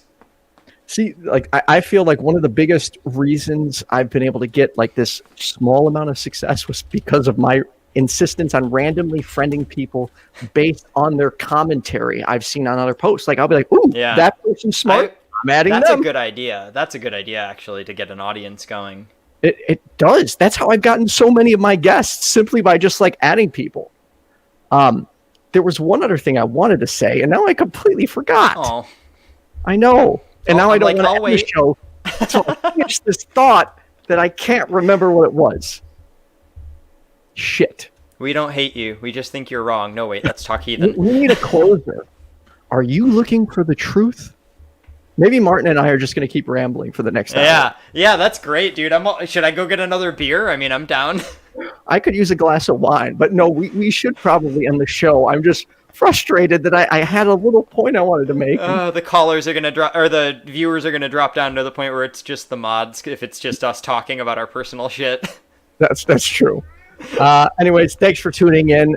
Thank you again, Martin, and for making your debut on your friendly neighborhood atheist. Oh, and now I remember, February 4th, 2021 is the year anniversary of my channel. Aww. And it is now board approved fundraiser for recovering from religion. And I assure you, Yay. I have so many effing guests. It is going to be an awesome show. I have invited a large chunk of nearly every person who's ever appeared on my channel. Plus, I've reached out to plenty of other YouTubers. So you will see a lot of atheist and Christian content creators supporting recovering from religion on February 4th. Thank you, everyone. That's all I got.